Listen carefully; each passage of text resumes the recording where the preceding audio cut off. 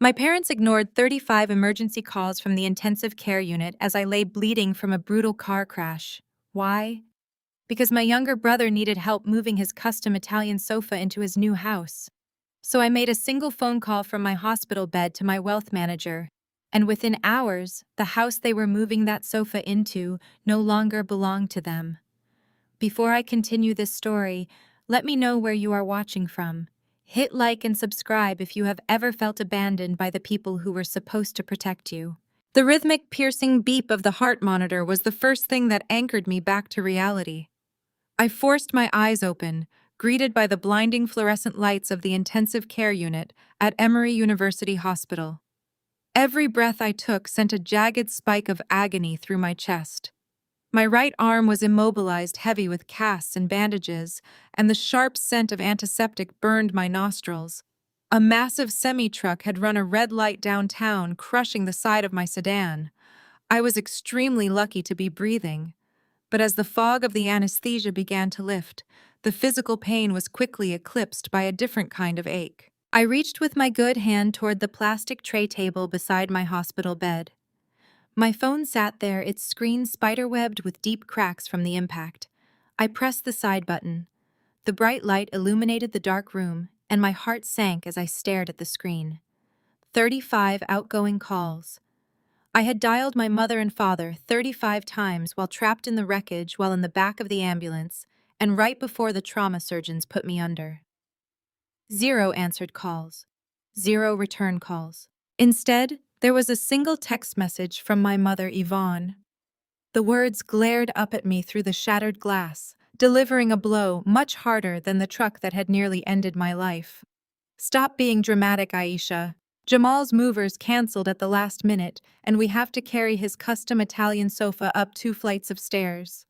The emergency room doctor told your father you only have some broken ribs and a concussion. We are too busy dealing with this house to drive all the way across Atlanta right now. We will visit you next week. I stared at the message, the glowing letters burning themselves into my memory. Next week. My lungs struggled to expand against the broken ribs, but I did not shed a single tear. The tears I used to shed for my parents had dried up a decade ago.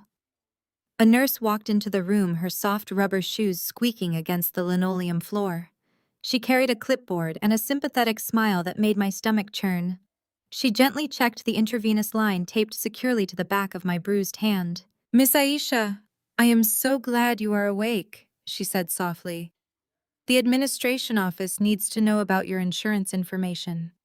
The card we found in your wallet expired, and we need a family member to sign the guarantor paperwork if you are unable to provide a new one.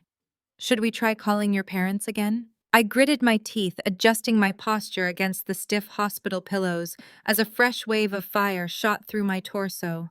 "Do not call them," I instructed, my voice raspy but steady. "I will pay for everything out of pocket. Bill my personal account directly." The nurse blinked rapidly, clearly taken aback by the casual mention of paying an astronomical intensive care bill out of pocket. She did not know who I really was. To my family, I was still the ultimate failure, the stubborn black sheep who brought shame to our name because I chose to attend a regular state college instead of a prestigious, historically black university. 10 years ago, I had begged my parents to help me with just 1 semester of state college tuition, so I would not have to work grueling night shifts at the shipping warehouse. My father, DeAndre, had laughed in my face, telling me I was financially irresponsible and a disappointment to the family legacy. That very same week, he and my mother purchased a $12,000 gold watch for my younger brother Jamal, simply to celebrate his acceptance into their preferred university. They told me I needed to learn exactly how the real world worked. So I did. I learned exactly how the real world worked, and I built an artificial intelligence supply chain and logistics empire from the ground up while they continued to blindly fund Jamal's failed startup ventures. I dismissed the nurse with a polite nod and picked up my cracked phone again. I did not dial my mother. I did not dial my father. I dialed the only person who actually managed the reality of my life. The phone rang twice before a crisp professional voice answered the line. "Hello, this is Elias speaking." "Elias, it is Aisha." I rasped, my throat raw from the breathing tube they had just removed. I need you to initiate Protocol Alpha right now. There was a very long, heavy pause on the other end of the line. Elias, my ruthless wealth manager and estate lawyer, knew exactly what that specific protocol meant. He had drafted the legal paperwork himself at my explicit request 2 years ago, keeping it locked away securely for a moment exactly like this one. Aisha, he said, his voice dropping an octave as the heavy gravity of my request settled in. Are you absolutely sure about this? Once we pull this trigger, the financial fallout will be catastrophic for them. I looked down at the text message from my mother, reading the bitter words about my brother's custom Italian sofa just one more time. The dull pain radiating through my chest suddenly felt less like a broken bone and much more like a blazing forge hardening my remaining resolve into solid steel. They made their choice today, and now they would have to live with the severe consequences of their selfish actions forever. They chose a sofa over my life, I replied, staring at the sterile hospital ceiling directly above me. Take their house from them immediately. Elias arrived exactly 22 minutes after I ended the call. He bypassed the nurse's station with practiced authority. He stepped into my intensive care room, closing the heavy door behind him and sealing us in a bubble of sterile silence. He did not offer empty sympathies or gasp at the dark purple bruises blooming across the left side of my face. Elias was a wealth manager and an estate lawyer who operated with the cold precision of a trauma surgeon. He set his sleek leather briefcase on the rolling tray table and pulled out a stack of immaculate legal documents. I winced as I shifted my weight, trying to find a position that did not make my broken ribs grind together. You look terrible, Aisha, he said, his voice flat and professional as he uncapped a heavy silver fountain pen. I feel worse, I replied, reaching for the pen with my uninjured hand. Have you prepared the filings for Protocol Alpha? Elias handed me the first document. Everything is ready, he confirmed. But I have a fiduciary duty to remind you of exactly what this means. Once I file these, the protective shell companies will completely vanish. Your family will face the immediate and brutal reality of their financial situation. I stared at the paper, blurring slightly from the pain medication pumping through my veins. For 3 long years, I had listened to my family mock my career. They told their prestigious country club friends that I worked a little blue-collar dispatch job. They scoffed at my choice to build a startup instead of riding my brother's coattails into his empty networking circles. What none of them knew, not even my parents, was that my little dispatch job was actually Apex Logistics Holding. It was not a manual routing service. It was a $50 million artificial intelligence supply chain empire that optimized shipping routes for half the eastern seaboard. I controlled the commercial fleets that moved their luxury goods, the sprawling warehouses that stored their imported furniture, and the very ground they walked on. I signed my name on the first line, my signature shaky but incredibly deliberate. Elias slid the next document in front of me. This was the one that mattered the absolute most. 3 years ago, my father DeAndre had made a series of disastrous investments trying to keep up appearances with Atlanta high society. He was drowning in debt, facing imminent foreclosure on the Buckhead mansion. He paraded as a symbol of our family dynasty, to protect his fragile pride and keep my mother Yvonne from experiencing public humiliation. I stepped in anonymously. I used one of my subsidiary companies to buy out their massive debt from the National Bank. I became their private lender, renegotiating their mortgage to pennies on the dollar to save them from total financial ruin. They thought they had simply charmed a generous private equity firm. They had absolutely no idea they were writing their monthly checks to the daughter they constantly belittled, and the deception did not stop there. When Jamal, my golden child brother, destroyed his third business venture and needed a place to live with his entitled wife, Brittany, I purchased the deed to his new luxury home through another corporate shell. I leased it back to him at an absurdly low rate, letting him pretend he had purchased it in cash to impress his wealthy in-laws. I owned the roof over my parents' heads and the floor beneath my brother's feet. Elias watched me sign the foreclosure initiation documents. You know, Aisha, he said quietly, gathering the signed pages together. I am remembering Thanksgiving last year. I was reviewing your quarterly corporate earnings while you were trapped at their dining table.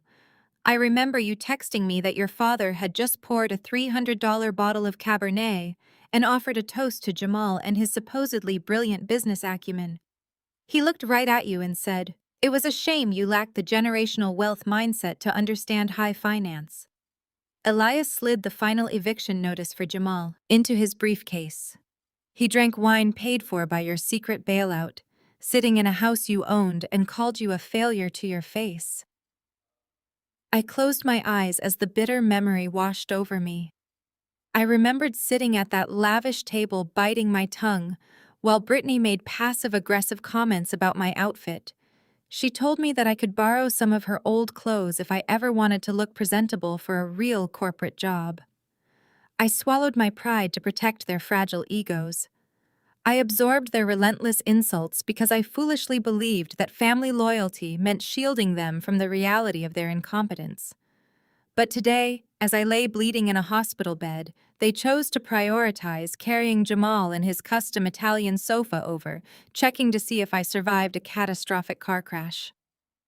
My loyalty had permanently expired the moment they sent that text. "File it all," I whispered, handing the pen back to Elias. "I want the Buckhead property seized for 3 years of delinquent market rate payments. I want Jamal and his lease terminated immediately. I want the grand illusion shattered by tomorrow morning." Elias snapped his briefcase shut with a satisfying click.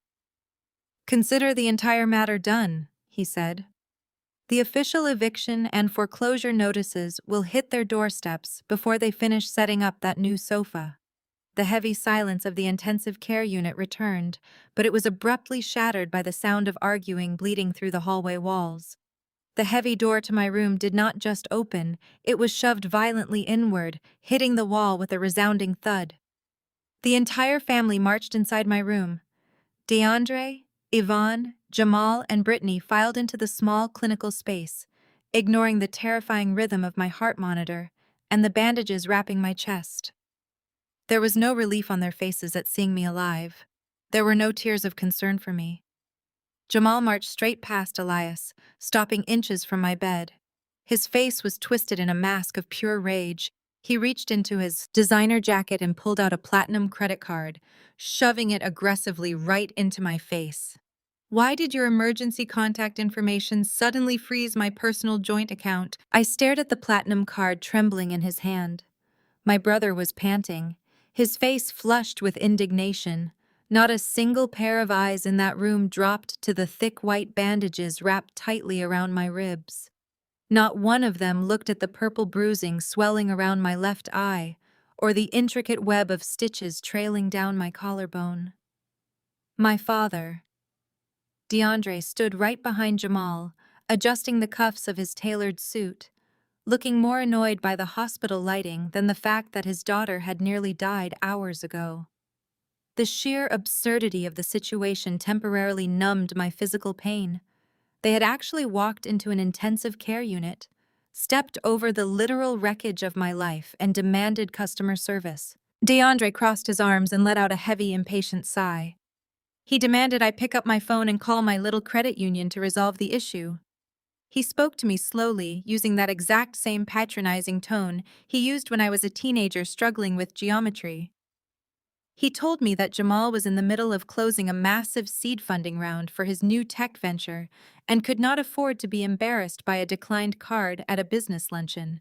It was a joint account, technically under my name from years ago, when I had co-signed to help him build credit, a detail they conveniently ignored. I had quietly paid off his exorbitant bar tabs and luxury car rentals for years to keep collection agencies away, but to them, I was just a glorified secretary. Brittany stepped out from behind my mother. She was wearing a crisp white tennis skirt and holding a green juice, looking perfectly pristine and entirely out of place in a trauma ward.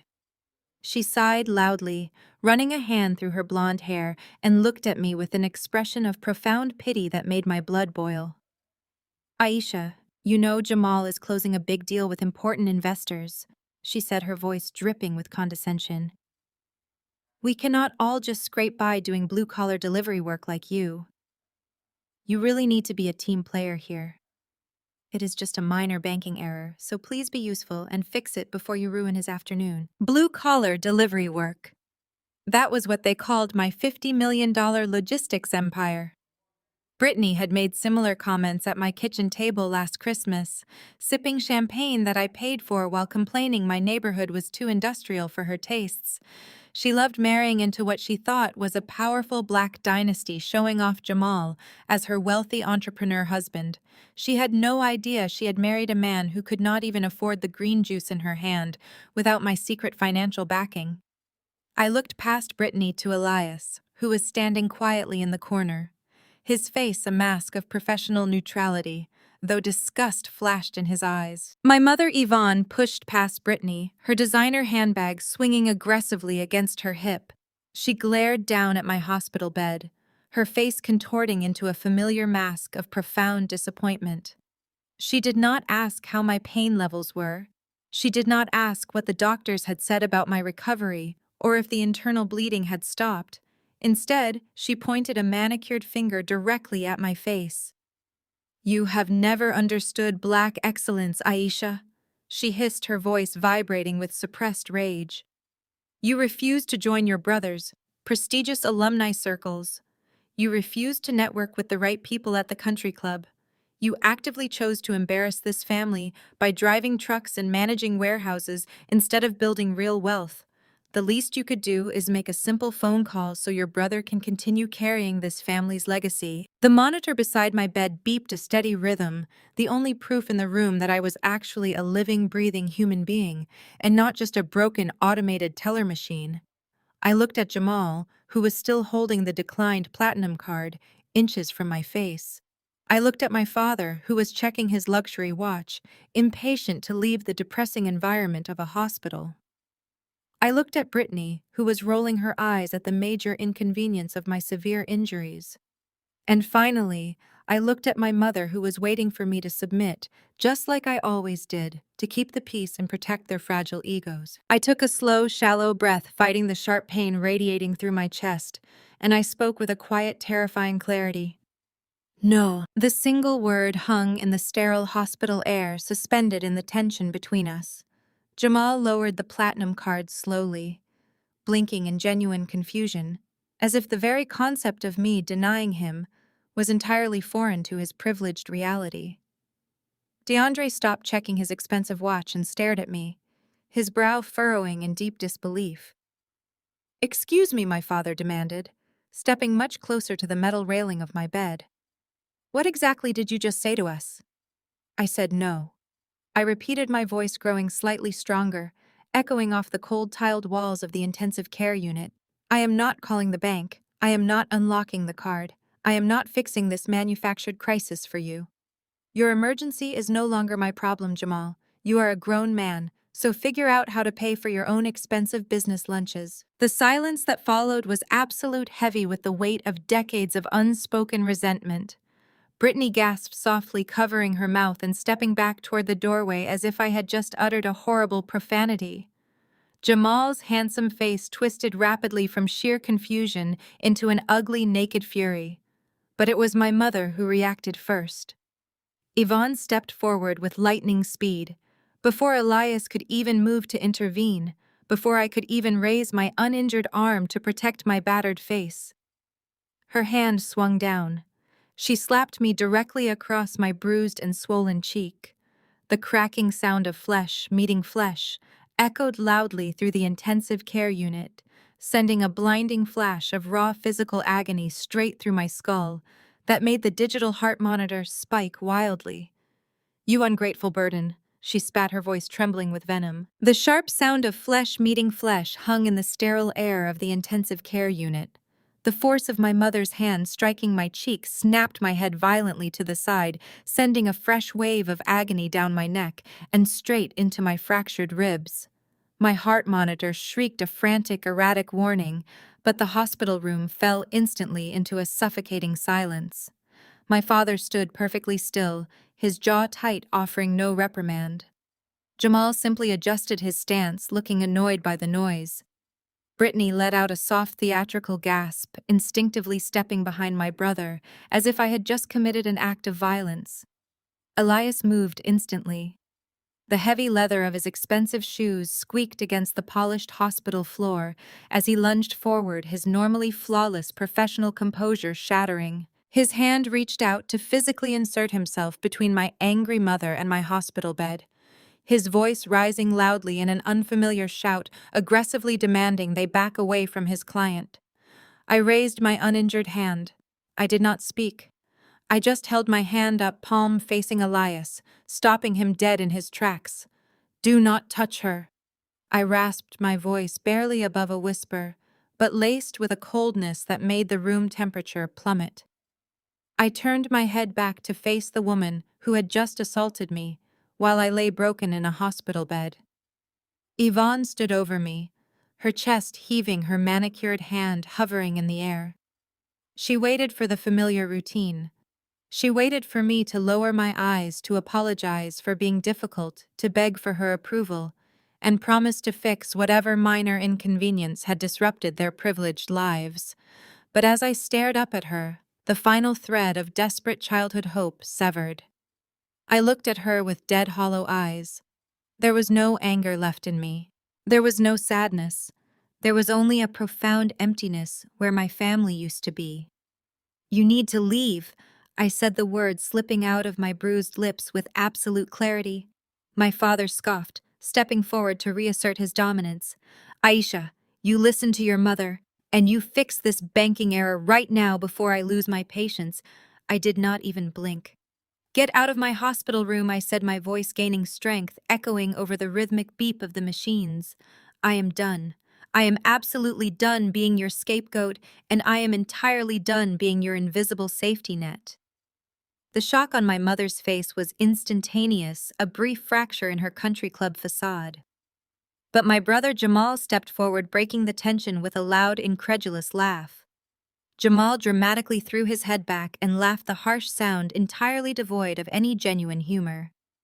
"Our safety net," he repeated, looking around the hospital room as if sharing a hilarious joke with an invisible audience. "Look at yourself right now, Aisha. You are lying in a cheap public hospital working a blue-collar dispatch job, driving yourself into the ground for absolute pennies. You could not even afford to buy the tires on my car, let alone be a safety net for actual entrepreneurs. You are a broke loser who is just jealous of our success and always have been." As his cruel laughter filled the space, my mind drifted back through the past 5 years. I watched him stand there in his custom-tailored suit, a suit paid for by a business account that I had personally guaranteed. He had absolutely no idea about the reality of his own life. I thought about the countless times my automated banking alerts had pinged in the middle of the night, warning me that Jamal had overdrawn his accounts again. I remembered intercepting every single one of those massive financial failures, quietly transferring tens of thousands of dollars from my own logistics firm to quickly cover his heavily bounced checks to angry investors, his ridiculously extravagant dinners, and his exotic luxury vacations. I instructed my accounting department to code those outgoing transfers as simple bank clerical errors, protecting his fragile, inflated ego. I had allowed him to believe he was a self-made genius, absorbing his failures in absolute silence, just to keep our parents happy. He truly believed he was a prodigy of black excellence, entirely unaware he was nothing more than a dependent child, living off the charity of the sister he despised. I let him laugh. I let him bask in his fabricated superiority. "You are right, Jamal," I whispered, staring directly into his eyes. "I cannot help you anymore." My mother grabbed her designer handbag, her face twisted in pure disgust. "Let us go," she commanded, grabbing my father's arm. "We are wasting our time with this ungrateful child. She can rot in this bed for all I care." The family turned toward the door in a synchronized, dismissive wave. As they filed out into the bright hallway, Brittany paused at the threshold. She smoothed her pristine white tennis skirt and looked back at me with a sweet, victorious smile.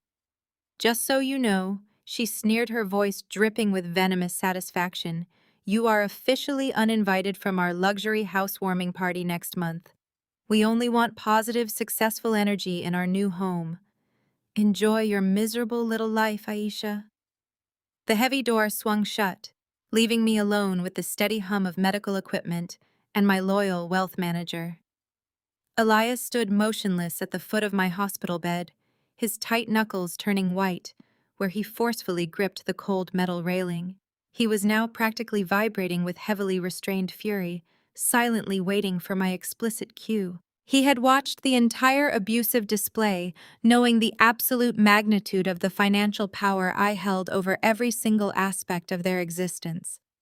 The room now felt incredibly empty, yet lighter than it had ever felt in my entire 32 years of life. The pain in my chest was still agonizing, but my mind was sharper than broken glass. I turned my head slowly, feeling the sting of my mother's slap burning my skin, and looked Elias directly in the eyes. I did not shed one tear. "Do not just freeze his business credit cards," I commanded, my voice devoid of any hesitation or mercy. "Terminate Jamal's residential lease immediately." 4 weeks passed in a slow blur of sterile bandages, agonizing physical therapy, and the absolute silence of my high-rise penthouse. My sanctuary sat 40 stories above the bustling streets of downtown Atlanta, a sprawling expanse of white marble and floor-to-ceiling glass. I stood by the expansive window, watching the morning traffic crawl along the interstate. Far below my ribs still ached with a dull, relentless, throbbing pain every time I took a deep breath.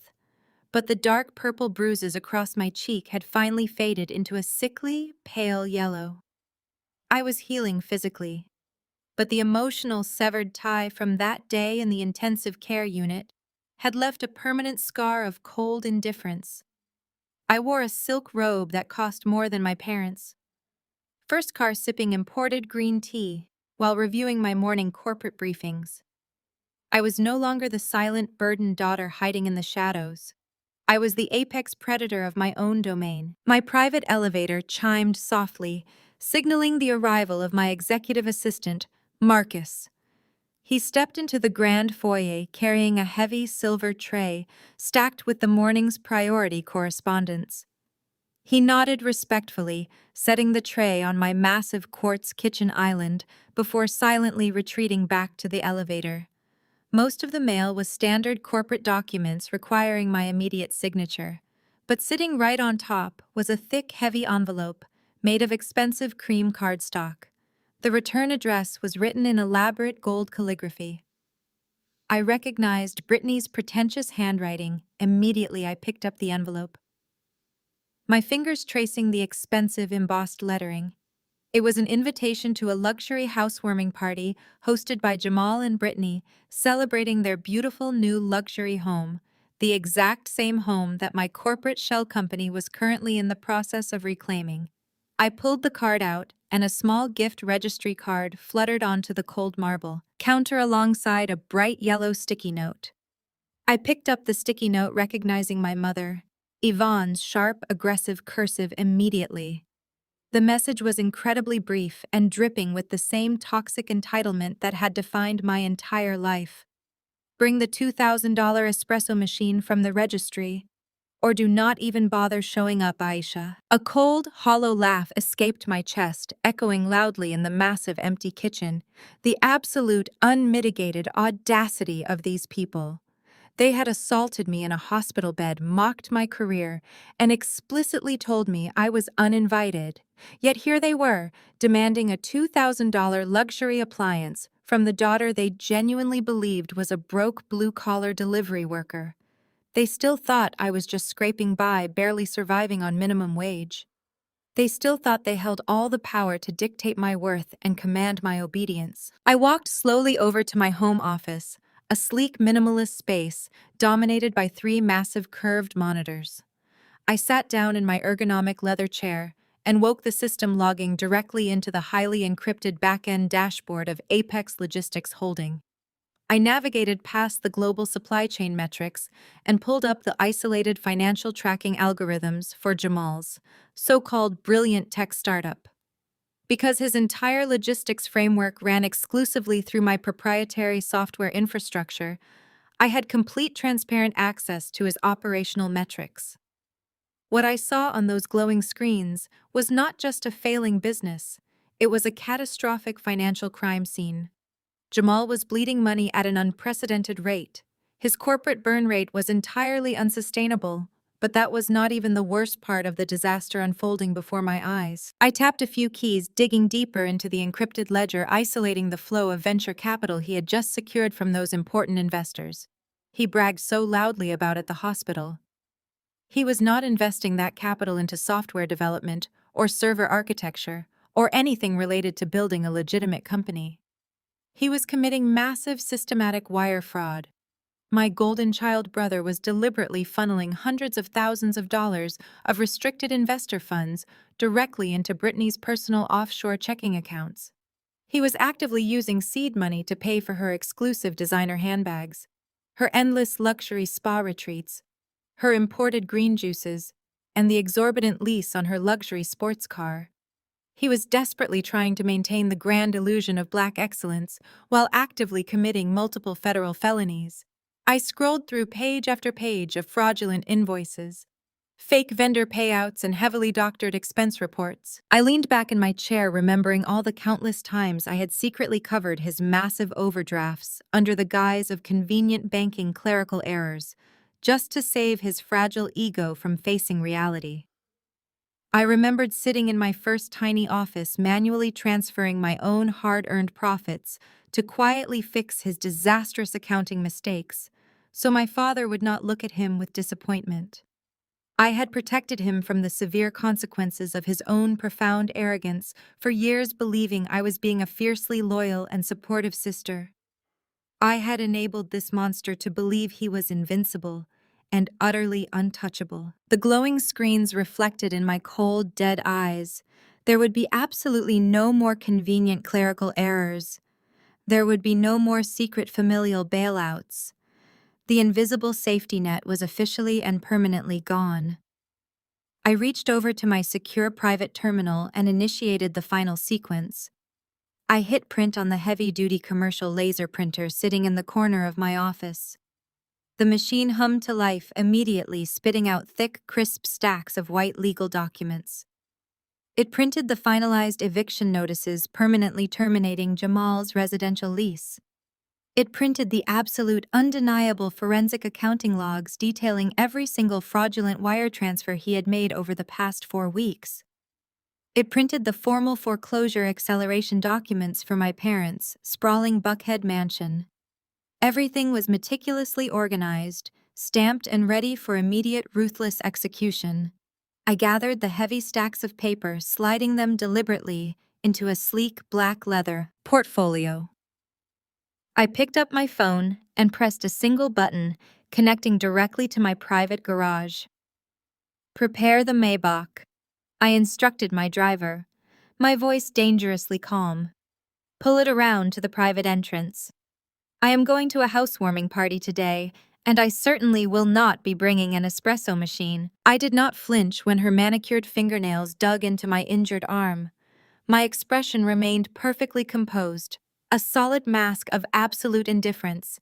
The sharp pain radiating from my healing collarbone only served to sharpen my focus. I slowly lowered my gaze to her hand resting on my emerald silk sleeve, and then I looked back up into my mother's panicked, angry eyes.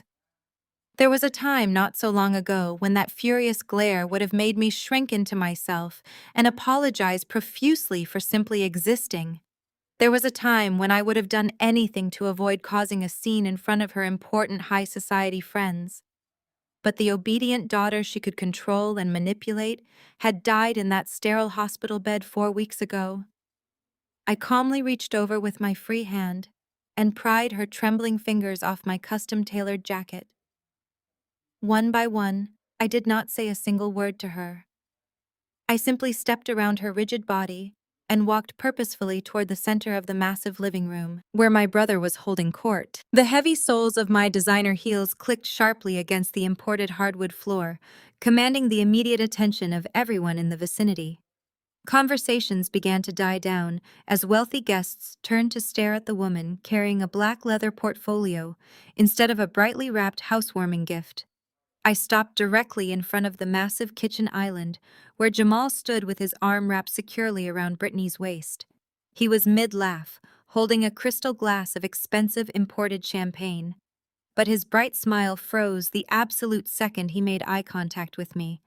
I saw the genuine flash of panic in his dark eyes, a sudden realization that his invisible safety net had just walked through the front door, looking like a corporate executioner, before he quickly masked his fear with his signature arrogant smirk. "Well, look who finally decided to show up!" Jamal announced, his voice artificially loud and booming to ensure Brittany's wealthy family and all his fake corporate networking friends were paying attention to his performance. He looked me up and down, giving a condescending little chuckle. "I am honestly surprised you could get the time off from your delivery dispatch job, Aisha, but we are glad you could make it to see what real success looks like." I did not take the bait. I simply stood there radiating an icy calm that made the ambient temperature in the room feel like it had dropped 10 degrees.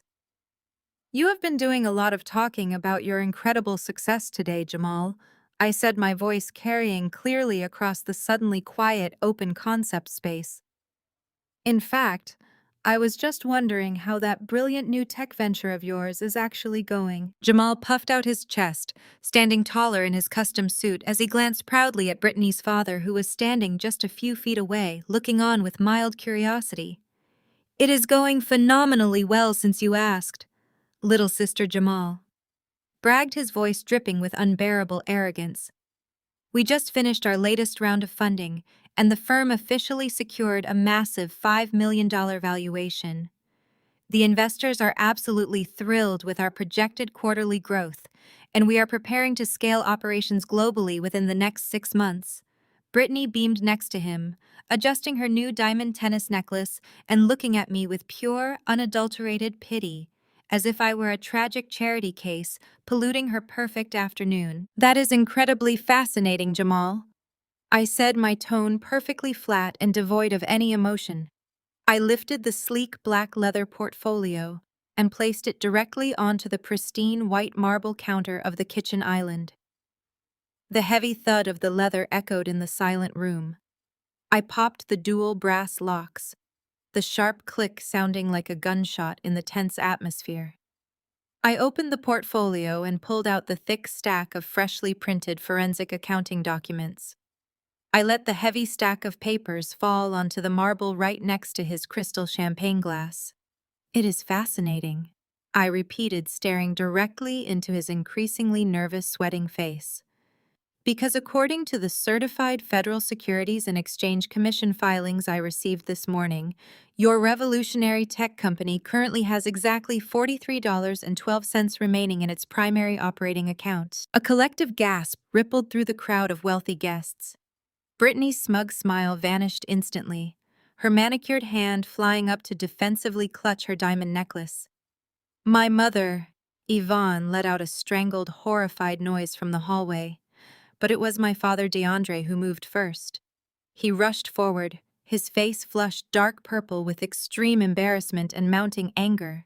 He let out a loud, forced laugh, desperately trying to defuse the massive bomb I had just dropped into the middle of their perfect afternoon party. "Do not listen to a single word this girl says," DeAndre announced to the room, waving his hand at me dismissively. "Aisha has absolutely no idea what she is talking about. She has never understood a single thing about high finance or corporate valuation. She works at a blue-collar logistics warehouse, and she has always been incredibly jealous of her brothers.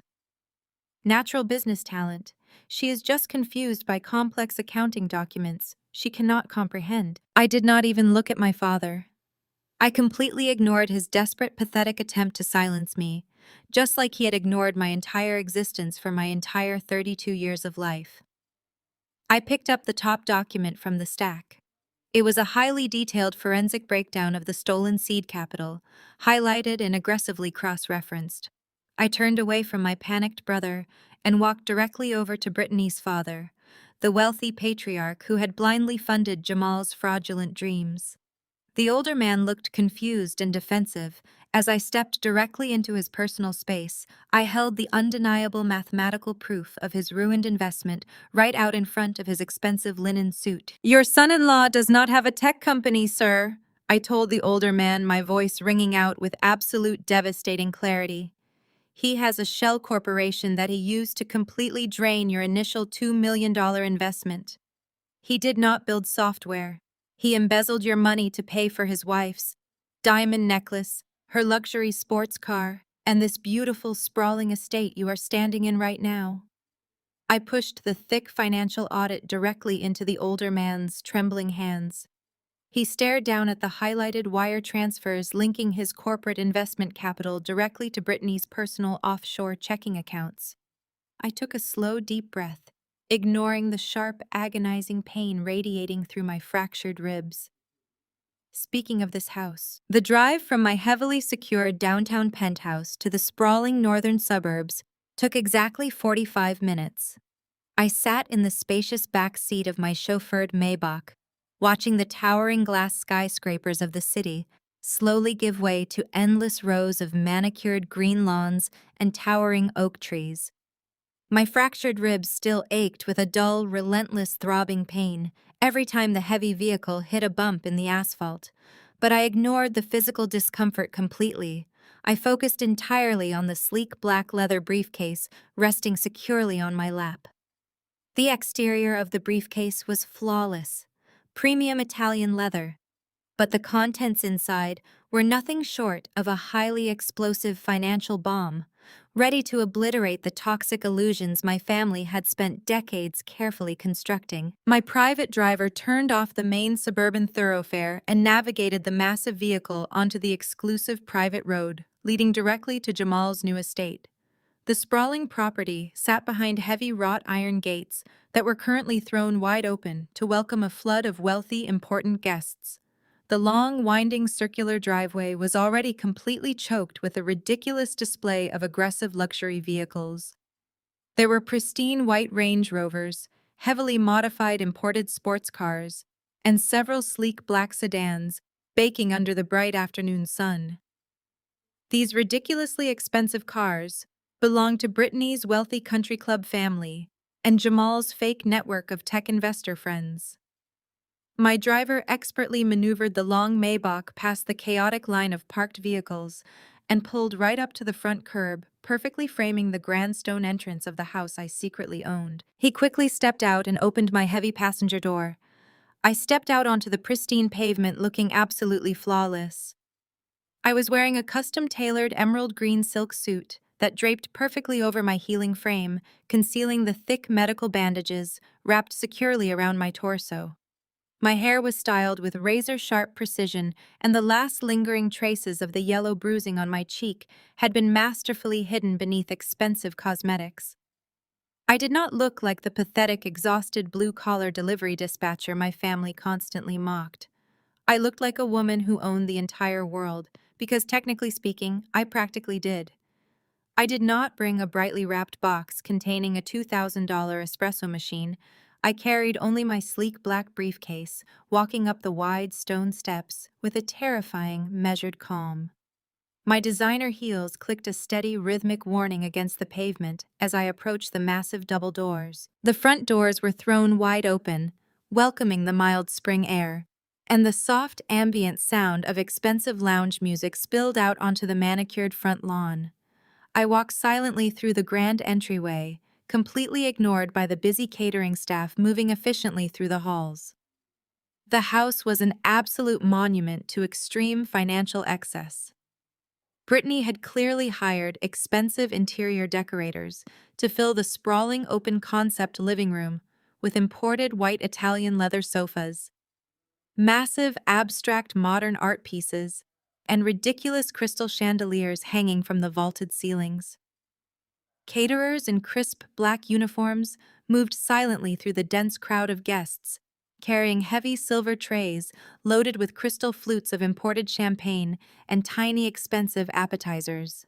I stood near the edge of the grand foyer, hiding partially behind a towering indoor palm tree, silently observing the beautiful, sickening illusion I had unknowingly funded for the past 2 years. My father, DeAndre, stood near the center of the massive room, positioned directly in front of the floor-to-ceiling marble fireplace. He was holding a heavy crystal glass of expensive amber bourbon in his right hand. He tapped a silver spoon aggressively against his glass, demanding the immediate attention of the crowded room. The loud, arrogant chatter instantly died down as everyone turned to look at the patriarch of our supposed dynasty. I hung back in the cool shadows, watching the pathetic performance unfold.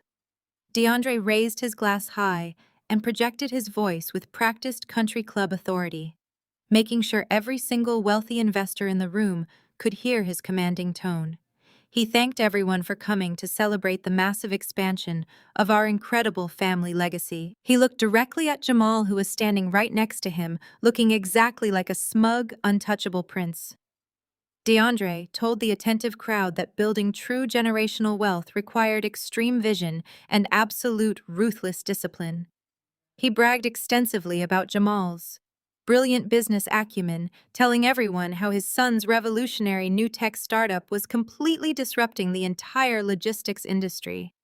He looked directly at Brittany's wealthy white parents, who were standing near the front of the crowd, clutching their champagne glasses. DeAndre told them that they were officially joining an incredibly powerful family tree, rooted in absolute undeniable excellence. It took every ounce of my disciplined willpower not to laugh out loud at the profound absurdity of his speech. Generational wealth was the biggest, most destructive lie of all. DeAndre was currently 3 months behind on the mortgage payments I secretly subsidized for his Buckhead mansion. Jamal was actively stealing millions in restricted seed capital just to pay for the imported leather sofa he was currently leaning against. There was absolutely no generational excellence happening in this room. There was only massive crippling debt, a mountain of federal wire fraud, and a desperate, pathetic need for endless social validation. As the crowd politely applauded my father's ridiculous toast, my cold eyes drifted across the room and locked onto Brittany. She was holding court by the massive quartz kitchen island, completely surrounded by a large group of her wealthy friends from the exclusive suburban tennis club. She wore a pristine white silk designer dress and a massive brand new diamond tennis necklace that sparkled aggressively under the expensive recessed lighting. I gripped the handle of my leather briefcase tighter, knowing exactly how that excessive necklace was purchased. Just hours ago, I had forensically traced the exact wire transfer from Jamal's restricted business account directly to a high-end luxury jeweler.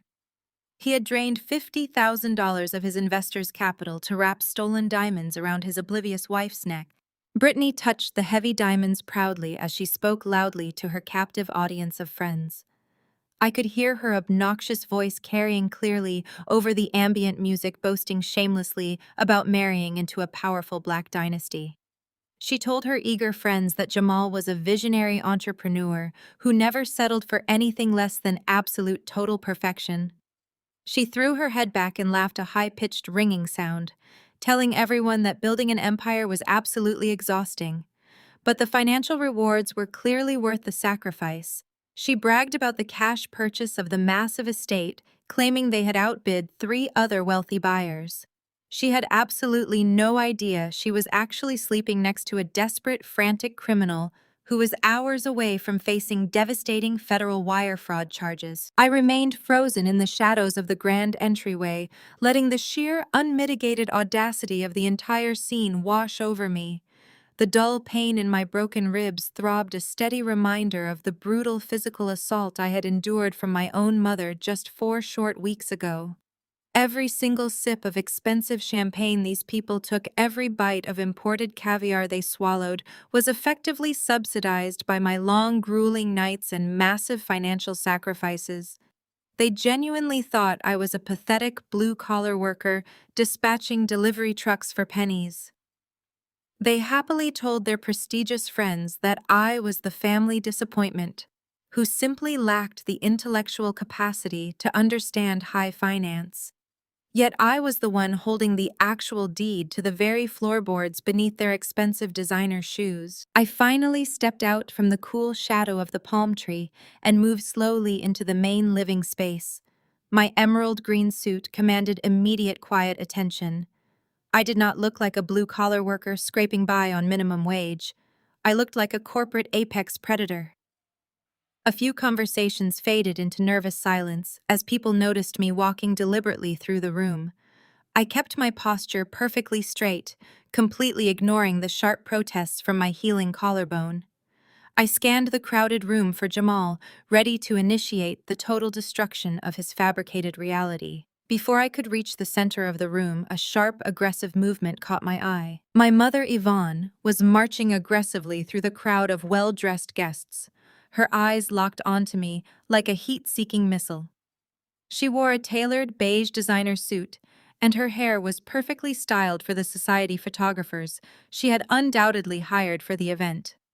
The moment she spotted me walking through the living room, her practiced polite society smile vanished instantly, completely replaced by a dark mask of deep, furious contempt.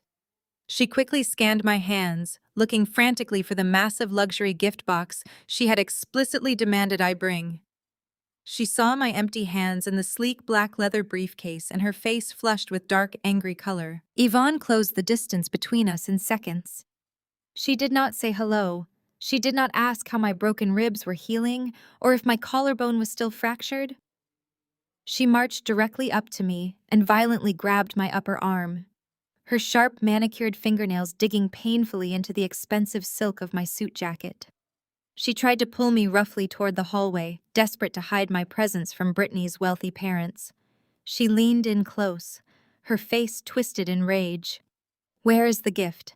I told you not to embarrass us in front of Brittany's family." 4 weeks had passed since that defining moment in the intensive care unit, and the profound silence of my true life had become a soothing balm to my battered soul.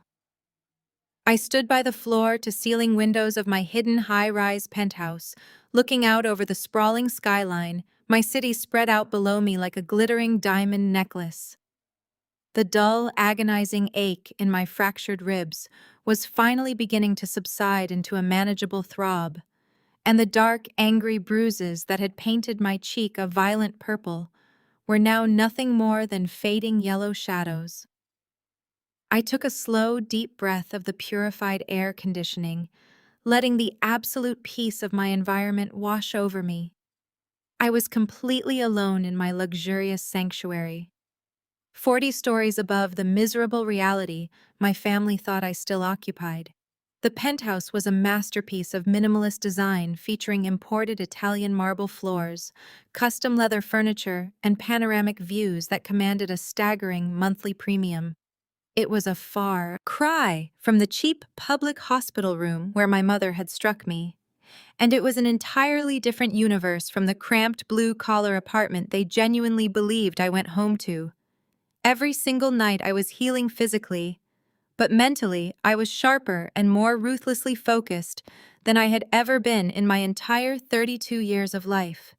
My empire was running smoothly beneath me, and the severed emotional ties with my toxic family had left me feeling incredibly light. The soft chime of my private elevator broke the morning silence, signaling the arrival of my executive assistant, Marcus. He stepped into the massive open-concept kitchen carrying my morning espresso and a small stack of physical correspondence. He set the silver tray down on the quartz island with a respectful nod before quietly retreating back to the elevator. I walked over, letting my silk robe trail across the cold marble, and picked up the mail. Most of it was standard corporate briefings that required my personal signature, but sitting directly on top was a thick, heavy envelope made of expensive cream cardstock. I recognized Brittany's pretentious, looping calligraphy. Immediately the kind of handwriting someone uses when they are desperately trying to project old money elegance. I slid my finger under the flap and pulled out an incredibly lavish housewarming invitation. It announced a grand celebration for Jamal and Brittany's beautiful new luxury home, the exact same home that my corporate shell company was currently preparing to reclaim. A small, glossy card fluttered out of the envelope, landing face up on the counter.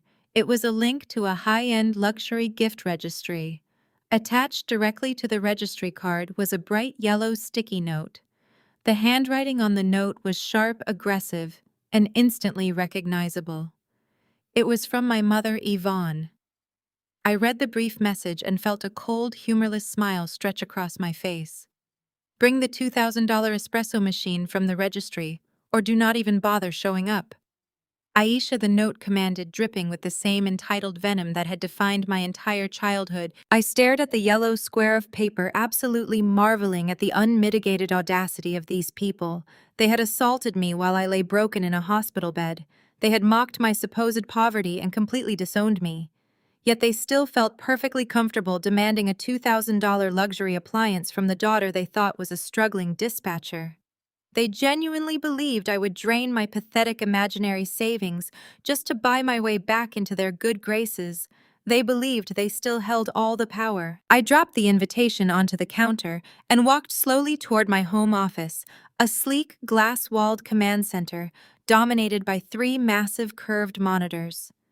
I sat down in my ergonomic leather chair and woke the system, my fingers flying across the mechanical keyboard. I bypassed multiple layers of military-grade encryption and logged directly into the master corporate dashboard of my logistics and finance empire. I navigated past my global supply chain metrics and pulled up the isolated tracking algorithms specifically monitoring Jamal's brilliant new tech startup. Because his entire foundational software infrastructure was secretly built and financed through my proprietary back-end servers, I had absolute transparent access to every single one of his operational metrics and financial ledgers. What I saw glowing on those high-definition screens was not just a failing business. It was a catastrophic financial crime scene unfolding in real time. Jamal was bleeding venture capital money at an entirely unprecedented rate. His corporate burn rate was astronomically unsustainable, but the operational losses were not even the most shocking part of the disaster. I tapped a few more keys, digging deep into the encrypted audit trails, isolating the exact flow of the massive funding he had just secured from those important investors he loved to brag about. He was not investing that capital into software development or server architecture or anything remotely related to building a legitimate tech company. He was committing massive systematic wire fraud. My golden child brother was deliberately and illegally funneling hundreds of thousands of dollars of restricted investor funds directly into Brittany's personal offshore checking accounts. He was actively using that seed money to pay for her exclusive designer wardrobes, her endless luxury spa retreats, her imported organic meal deliveries, and the exorbitant monthly lease on her imported sports car. I scrolled through page after page of blatantly fraudulent invoices, completely fabricated vendor payouts, and heavily doctored expense reports. He was desperately trying to maintain the grand illusion of generational wealth and black excellence, while actively committing multiple federal felonies right out in the open. I leaned back in my chair, the cool leather pressing against my healing spine, and let out a long, slow breath. I remembered all the countless times I had secretly covered his massive overdrafts under the guise of convenient banking clerical errors, just to save his fragile ego from facing reality. I remembered sitting in my first tiny office manually transferring my own hard-earned profits to quietly fix his disastrous accounting mistakes so my father would not look at him with disappointment. I had protected him from the severe consequences of his own profound arrogance for years, believing I was being a fiercely loyal and supportive sister. I had enabled this monster to believe he was invincible and utterly untouchable. But stealing from venture capitalists was not a simple overdraft error. It was a guaranteed prison sentence, and I was officially done playing the role of his invisible savior. The glowing screens reflected in my cold, dead eyes. There would be absolutely no more convenient clerical errors. There would be no more secret familial bailouts. The invisible safety net was officially and permanently gone. I reached over to my secure private terminal and initiated the final sequence. I hit print on the heavy-duty commercial laser printer sitting in the corner of my office. The machine hummed to life immediately, spitting out thick, crisp stacks of white legal documents. It printed the finalized eviction notices permanently and immediately terminating Jamal's luxury residential lease. It printed the absolute undeniable forensic accounting logs, detailing every single fraudulent wire transfer he had made over the past 4 weeks. It printed the formal foreclosure acceleration documents for my parents' sprawling luxury Buckhead mansion. Everything was meticulously organized, stamped, and ready for immediate ruthless execution. I gathered the heavy stacks of paper, sliding them deliberately into a sleek black leather portfolio. I picked up my phone and pressed a single button connecting directly to my private garage. "Prepare the Maybach," I instructed my driver, my voice dangerously calm and entirely devoid of mercy. "Pull it around to the private entrance. I am going to a housewarming party today, and I certainly will not be bringing an espresso machine." I stared down at the manicured hand that had just grabbed my arm, and I did not whisper my response. I did not shrink away from her furious glare or try to keep my voice down to protect her precious social standing. I took a deliberate step backward, forcing her sharp fingernails to slip off my silk jacket, and I projected my voice so that every single wealthy guest in the grand foyer could hear my answer. "I did not bring a luxury espresso machine, Mother. I brought a fully certified forensic accounting audit that proves your golden son is a federal criminal." The ambient music playing through the hidden speakers suddenly seemed overwhelmingly loud as an absolute dead silence fell over the gathered crowd of country club elites and tech investors. Brittany's wealthy parents froze completely, dropping their crystal champagne flutes as the devastating reality of my words echoed off the vaulted ceilings. Brittany immediately realized the golden illusion of her perfect life was collapsing, and she instantly weaponized her tears. She let out a loud, dramatic sob and pressed her hands against her face, crying out to the horrified crowd that I was just an angry, bitter, jealous woman who was trying to ruin a young, successful couple. She practically collapsed against the white marble kitchen island, demanding that her father call private security to physically remove me from the property. Yvonne immediately rushed forward to shield her precious daughter-in-law, stepping aggressively between me and the weeping bride. My mother pointed her finger at my face, screaming that I had always hated Brittany, and that I had completely fabricated the financial documents just to destroy Jamal's happiness. She wrapped her arms protectively around Brittany, glaring at me with absolute murderous intent, as the wealthy guests began murmuring and stepping away from the unfolding disaster. That was the exact moment DeAndre finally lost whatever fragile composure he had left. My father pushed his way violently through the stunned crowd of investors. His face flushed a dark, dangerous purple, and the thick veins in his neck bulging against his expensive tailored collar. He did not just raise his voice, he completely roared his booming baritone, shaking the imported crystal chandeliers hanging above us. He screamed that I had finally gone too far and that my pathetic jealousy had crossed a line he would absolutely never forgive. He took 2 aggressive steps toward me, towering over my healing frame, and threatened to personally crush my entire existence. He pointed a thick, shaking finger at my face and swore before God and everyone in the room that he would use every single one of his powerful country club connections to utterly destroy my life. He bragged loudly to the silent crowd that he would tap into the massive equity of his sprawling Buckhead estate to hire the most ruthless, expensive corporate lawyers in the entire state of Georgia. He promised to bury me in an endless avalanche of devastating legal fees until I was completely bankrupt and begging on the street for spare change. I did not flinch at his booming threats. I did not back away from his aggressive posturing or tremble at the sheer overwhelming volume of his voice. I simply held his furious gaze for a long, terrible moment before I calmly turned my back on the screaming patriarch of our broken family. I walked slowly and deliberately across the imported hardwood floor, ignoring the sharp, throbbing ache in my fractured ribs. I walked straight toward the massive custom white Italian leather sofa that dominated the center of the pristine living room. I stopped in front of the extravagant piece of furniture and reached out, running my hands slowly over the buttery soft leather and the flawless hand-stitched seams. I let my fingers trace the expensive material as I prepared to deliver the ultimate killing blow to his massive ego. The entire room watched me in absolute breathless silence as I traced the edge of the expensive cushions. I looked back over my shoulder at my father, who was still breathing heavily, with unspent rage. I told him that this specific custom Italian sofa cost exactly $42,000 to import. I told the silent crowd that I knew the exact price, because I had seen the fraudulent wire transfer receipt Jamal used to purchase it just 4 weeks ago. I kept my hand resting on the cool white leather, and I described the cold, stiff, uncomfortable mattress of the intensive care unit bed where I had woken up entirely alone, perfectly.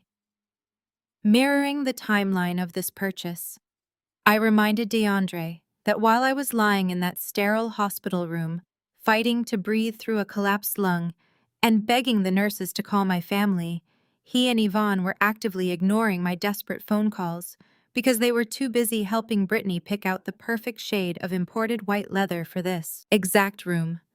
I told him that the cost of this single piece of furniture was exactly double the amount of the crushing medical debt they had abandoned me to face alone. DeAndre stood frozen near the kitchen island, his mouth opening and closing as the wealthy investors around him began to whisper and cast disgusted, judgmental glances in his direction.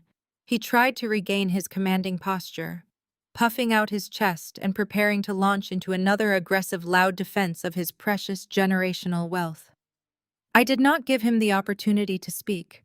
I opened the sleek black leather portfolio resting on my arm and reached past the thick stacks of Jamal's federal embezzlement audits. I pulled out a single bright red heavy-duty folder that stood out aggressively against my emerald green suit. I walked slowly back across the room, the click of my designer heels cutting through the heavy, suffocating silence. I stopped directly in front of my father and held the bright red folder out to him. He stared at it like it was a venomous snake, refusing to take it from my steady, outstretched hand. I dropped the red folder directly onto the pristine marble counter right next to his abandoned glass of bourbon. I looked him dead in the eyes, my voice dropping to a low, terrifying calm that sent a visible shiver down his spine and echoed perfectly in the completely silent room. You cannot use the massive equity of the sprawling Buckhead estate to hire ruthless country club lawyers to crush me. Dad, I told him, watching the last remaining traces of color completely drain from his aging face, making him look suddenly weak and incredibly fragile. You cannot leverage that beautiful property to destroy my life and bury me in legal fees, because you have not made a single mortgage payment on that massive house in over 3 long years. I tapped a manicured fingernail against the thick, bright red folder, maintaining absolute unbroken eye contact with the man who had happily abandoned me in a hospital bed to protect his fake legacy. DeAndre stared at the bright red folder sitting on the pristine marble counter as if it were a live explosive device. His large hands were trembling visibly as he finally reached out and snatched it up. He ripped open the heavy cardstock cover, tearing the edges in his frantic rush to prove me wrong. His eyes darted wildly across the crisp white pages inside. They were certified bank records, detailed wire transfer logs, and the legally binding documents of a heavily guarded blind trust. I watched the exact second his brain comprehended the complex legal jargon. The dark, angry purple flush that had painted his face just moments ago drained away completely, leaving behind a sickly ash-gray pallor. His mouth opened, but the booming authoritative baritone that had dominated our family for decades completely failed him. He let out a pathetic wheezing sound, his broad shoulders sagging as if an invisible weight had just crushed his spine. I turned my body slightly so my voice would project perfectly across the sprawling open-concept living room. I wanted every single country club socialite, every fake tech investor, and every wealthy neighbor to hear the absolute truth. There is no generational wealth in this family, I announced, my voice ringing with a cold, devastating clarity. There is no powerful black dynasty. Your prestigious manufacturing business went completely bankrupt 4 years ago, Dad. You leveraged every single asset you owned to hide your catastrophic failures, and you lost it all. You were 3 weeks away from a brutal public foreclosure when an anonymous private equity firm miraculously stepped in and bought your debt. They restructured your loans and quietly kept your pathetic lifestyle afloat. The silence in the room was absolute. Even the catering staff had frozen in place, holding their silver trays of champagne tightly as they watched the mighty patriarch fall. DeAndre was staring at the floor, unable to look at me, unable to look at his wealthy friends. That anonymous private equity firm was my holding company. I continued letting the revelations sink deep into their bones. I have been subsidizing your fake reality for years. Every single month, I anonymously pay the exorbitant mortgage on that sprawling Buckhead estate you love to brag about. I pay the $5,000 monthly dues for your exclusive country club, so you can sit around drinking imported scotch and pretending you are a master of the universe. I pay the aggressive luxury lease on Mom's pristine white Range Rover. You have been living entirely on my charity, the same charity you mocked, the same daughter you called a blue-collar failure. You are nothing but my dependence. A harsh collective whisper swept through the crowd of wealthy guests. The pristine illusion of the untouchable family was shattering into a million jagged pieces right in front of their eyes. I watched Brittany's wealthy parents stepping physically away from Jamal, as if his sudden poverty was a highly contagious disease. The socialites who usually hung on my mother's every word were now looking at her with thinly veiled disgust and profound pity. In their exclusive circles, losing money was a tragedy, but faking wealth while actively drowning in debt was the ultimate unforgivable sin. The shiny veneer of their perfect suburban existence had been aggressively stripped away, leaving behind nothing but cheap rotting wood. DeAndre dropped the red folder onto the floor, the glossy pages fanning out across the imported hardwood. His hands hung limply at his sides. The man who had just threatened to bury me in an avalanche of expensive lawyers was now swaying slightly on his feet. "You," he stammered, his voice a weak, raspy whisper. "You bought my debt. You own the house." "I own everything, Dad," I replied, my expression a solid mask of absolute indifference. "I own the roof over your head, the car in your driveway, and the very leather sofa your son used stolen money to buy.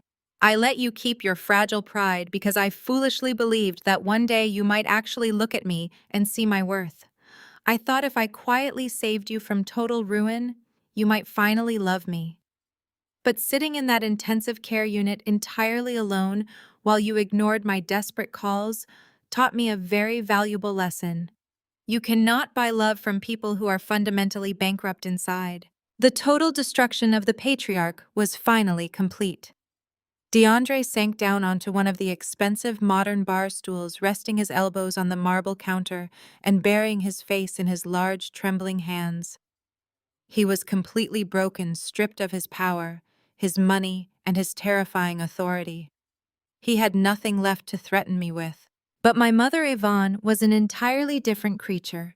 She was backed into a corner, her entire social reality collapsing around her.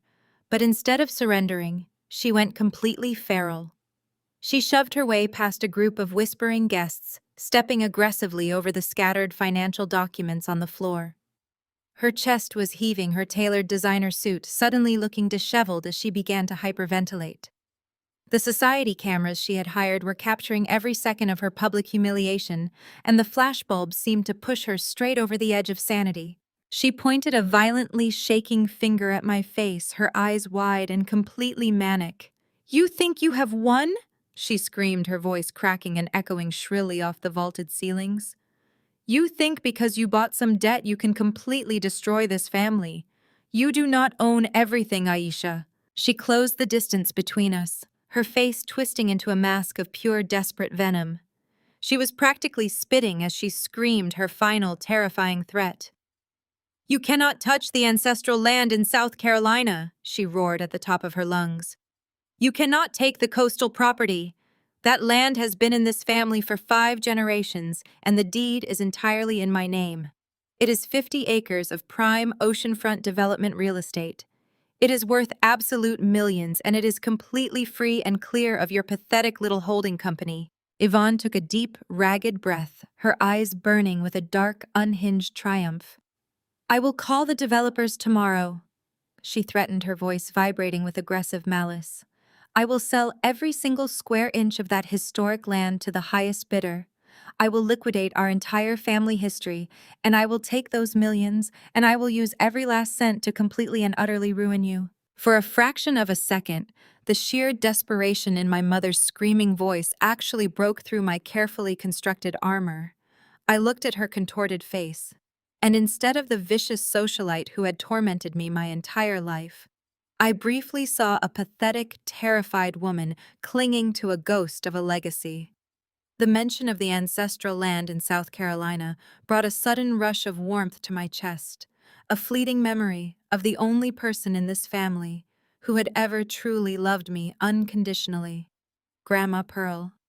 My demeanor softened just for an instant as I remembered the smell of sweet lemon tea and the feeling of her worn, calloused hands holding mine on the wooden porch of that very property. I remembered how she used to tell me that I had a spirit made of iron and a mind that could conquer the world if I just learned to ignore the noise around me. But then I looked at Yvonne's greedy, calculating eyes, and my brief moment of nostalgia instantly hardened into absolute impenetrable steel. She did not care about Grandma Pearl's memory.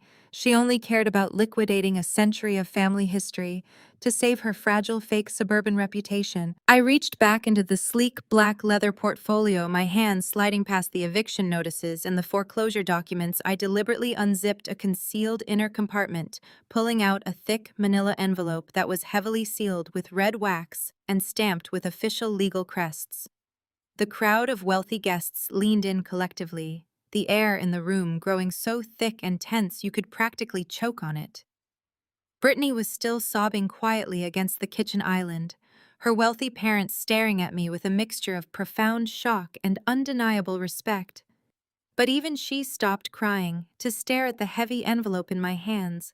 I held it up, letting the bright recessed lighting catch the embossed gold seal of one of the most prestigious estate law firms in the country. "You are not calling any commercial developers tomorrow, Mother," I said, my voice ringing out with a calm, chilling authority that completely shattered her hysterical screaming. "You are not selling a single grain of dirt in South Carolina because your name is not anywhere near the legal deed to that land." Yvonne let out a harsh, mocking laugh, a desperate, ugly sound that echoed painfully in the silent room. She aggressively crossed her arms over her designer suit, telling me I was completely insane, and that as the eldest daughter, she was the sole legal heir to the entire estate. I slowly shook my head, withdrawing a stack of thick, watermarked legal parchment from the envelope. Grandma Pearl was a lot of things, but she was absolutely never a fool. I told my mother, watching her mocking smile begin to physically tremble. "She saw through your ridiculous performances decades ago. Grandma knew exactly who you and Dad really were. She sat on that porch in South Carolina for years, watching you both chase empty status symbols and fake country club friends while actively drowning yourselves in toxic debt.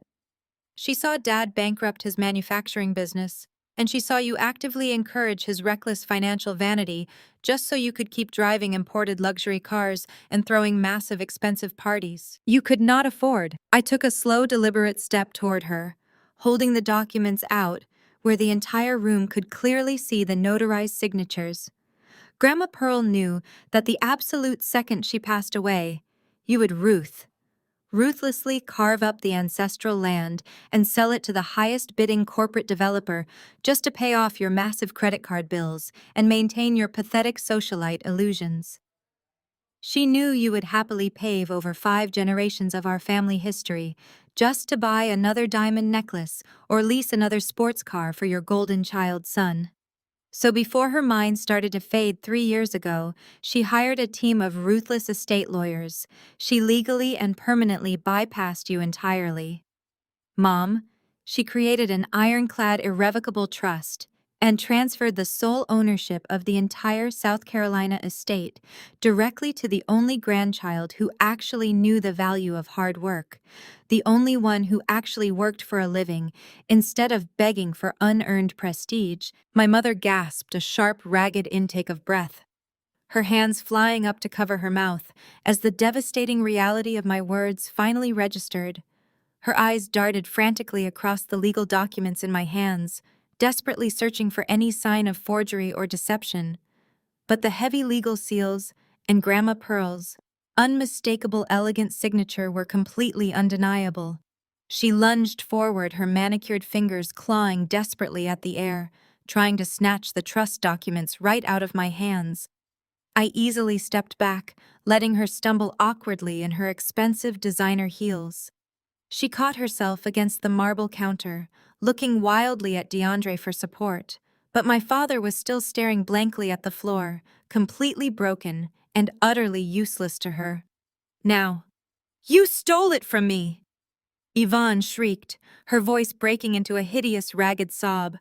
You manipulated a dying old woman and stole my rightful inheritance. You have always been a jealous, spiteful little girl. I did not steal anything, I replied, my voice dropping to a low, dangerous register that commanded absolute total silence in the room. Grandma Pearl gave me the tools to build a real empire because she knew I was the only one who would not squander it on fake luxury. I looked around the room, making sure every single one of Jamal's fake tech investors and Brittany's wealthy relatives were hanging on my every word. I told my mother that I had utilized exactly what Grandma gave me to build the very corporate entity that currently owned the floorboards she was crying on. You wanted to know how a pathetic blue-collar delivery dispatcher could suddenly afford to buy your massive Buckhead estate and your son's foreclosed mansion? I asked her, letting a cold, triumphant smile slowly spread across my face. I told her that 3 years ago, I legally sold a tiny fraction of the southernmost border of that South Carolina land to a commercial logistics developer for exactly $100,000. The entire room gasped again as the pieces finally clicked together in their minds. The wealthy country club elites who had looked down on me all afternoon were now staring at me with wide, unblinking awe. I used that $100,000 in clean seed capital to completely bootstrap my own logistics artificial intelligence firm, I explained, watching Jamal's eyes widen in pure, unadulterated horror as he realized he was looking at the literal founder of Apex Logistics Holding. I turned a $100,000 plot of dirt into a $50 million global enterprise while you and Dad were busy drowning in debt to look rich. I built actual generational wealth, quietly, securely, and entirely without your toxic influence. I stepped closer to my mother, who was now visibly hyperventilating, her carefully constructed reality completely incinerated, leaving nothing but cold, hard ashes. You own nothing, Mom, I told her, my voice echoing with crushing finality.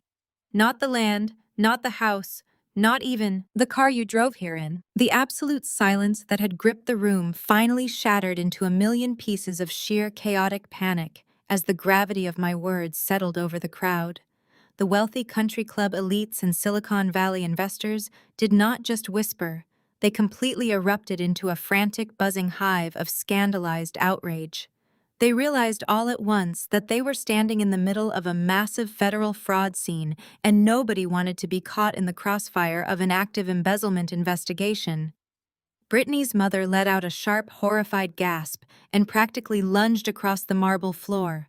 Grabbing her daughter's arm with a desperate, clawing grip, she yanked Brittany away from the kitchen island, screaming that they were leaving this instant and that they would never allow their pristine family name to be dragged through the mud by a family of penniless criminal frauds. Brittany's father was already pulling his designer phone out of his tailored pocket, loudly barking orders to his driver to pull their luxury town car up to the front door. Right this very second, he looked at Jamal with an expression of such profound disgust that my golden child brother physically recoiled, backing away until his spine hit the custom stainless steel refrigerator. Brittany did not resist her parents. She did not rush to comfort the man she had just promised to love through sickness and health and rich and poor. She stood up straight, violently, wiping the dramatic tears from her perfectly contoured face, her features twisting from weeping victim to absolute cold-blooded fury. She looked at the lavish house around her, the soaring ceilings and the custom-imported furniture with absolute revulsion, like the walls themselves were suddenly covered in toxic mold.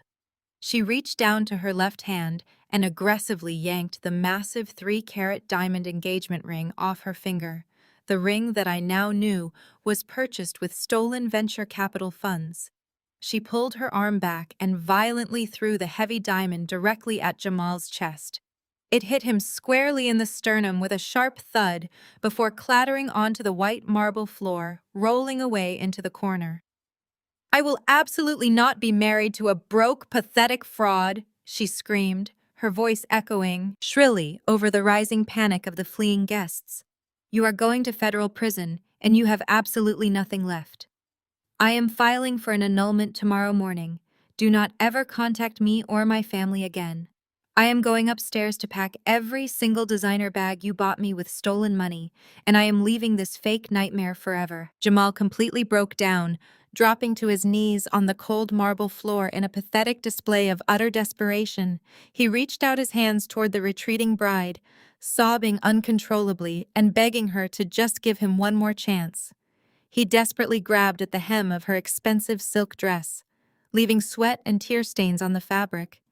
He promised her wildly that he could fix this entire disaster, that he could easily secure another massive tech loan from a different investment firm to cover the missing money and keep their lavish lifestyle afloat. He was hyperventilating, tears and snot running down his face as he clung to the delusional fantasy that he was still a brilliant tech mogul who could simply charm his way out of federal embezzlement. I looked down at my weeping brother and felt absolutely nothing. No pity, no sympathy, and certainly no mercy. "You are not getting another tech loan from anyone, Jamal," I told him, my voice cutting through his pathetic sobbing like a serrated blade. I reminded him loudly enough for the fleeing investors to hear that no bank in the country would ever lend him a single dime, because his credit score was currently sitting at a catastrophic 420. I told him that I had seen the horrific credit reports and the multiple defaulted accounts he had been desperately trying to hide behind my mother's maiden name. I leaned down slightly, making sure my words pierced straight through his delusional panic. "You are not a tech mogul anymore, Jamal. You are a completely broke con artist with exactly 3 separate federal fraud charges pending against you right now. There is no magical bailout coming, and no bank is going to finance a criminal who steals from his own investors to buy imported Italian leather sofas." The absolute reality of those pending federal charges sent the remaining guests into a literal stampede. The wealthy socialites and venture capitalists shoved past each other in a desperate, frantic rush to reach the massive front doors, dropping their expensive crystal champagne flutes onto the hardwood floors and trampling over the lavish floral arrangements in their haste to escape the toxic fallout. Nobody wanted their names associated with a federal fraud investigation, and they certainly did not want to be caught standing in a house that was legally owned by the woman who had just exposed the entire criminal operation. It was a mass exodus of fake friends and shallow alliances, leaving the grand living room looking like the site of a natural disaster. The perfectly orchestrated housewarming party was completely and utterly destroyed, right alongside my family's fake legacy. I could hear the aggressive roaring of expensive sports car engines as the guests peeled out of the massive circular driveway, fleeing the premises as if the sprawling mansion was currently on fire. Even the premium catering staff realized the catastrophic shift in power. The head caterer, a sharp, observant woman in a crisp black uniform, had been standing near the kitchen entrance, listening to every single word of my devastating financial audit. She did not hesitate for a second. She immediately pulled out her tablet, checked the payment processing app, and loudly announced to her entire staff that the massive deposit card Jamal had used to secure their luxury services had just bounced for insufficient funds. She blew a sharp silver whistle and ordered her team to instantly start packing up the expensive beluga caviar, the imported Wagyu beef sliders, and the towering silver trays of artisan desserts. They practically sprinted through the kitchen, aggressively pulling hot trays out of the commercial ovens and dumping half-eaten appetizers directly into heavy black trash bags. They were not going to leave a single crumb of free food for a family of bankrupt criminals who could not even afford to pay their catering bill. They stripped the buffet tables bare in a matter of minutes, loading their catering vans with ruthless efficiency. The room was rapidly emptying, leaving only the suffocating stench of total ruin hovering in the air. My mother was still frozen in the center of the living room, her mouth opening and closing as she watched her wealthy friends actively sprint away from her like she was a leper. She looked frantically at DeAndre, demanding that he do something to stop the humiliation, to fix the situation and restore their precious social standing. But my father had run entirely out of aggressive threats and booming intimidation tactics. He looked around at the fleeing crowd, the packing caterers, and the weeping golden child on the floor, and he panicked. He realized he had absolutely no money, no power, and no escape from the devastating reality I had just unleashed, so he resorted to the absolute lowest, most pathetic manipulation tactic he could possibly muster. He suddenly let out a loud, dramatic groan and aggressively grabbed the left side of his chest, his large hands clutching at the fabric of his expensive, tailored suit. He staggered backward, knocking over a tall cocktail table and sending a cascade of shattered glass across the floor as he collapsed heavily against the marble wall. He slid down the wall, clutching his heart and squeezing his eyes shut. In a terrible, exaggerated grimace of manufactured pain, he began gasping loudly for air, putting on a desperate theatrical performance of a massive cardiac event. He was clearly hoping that a sudden medical emergency would force everyone to stop fleeing command, absolute sympathy and guilt, me into backing down from my complete hostile takeover of their lives.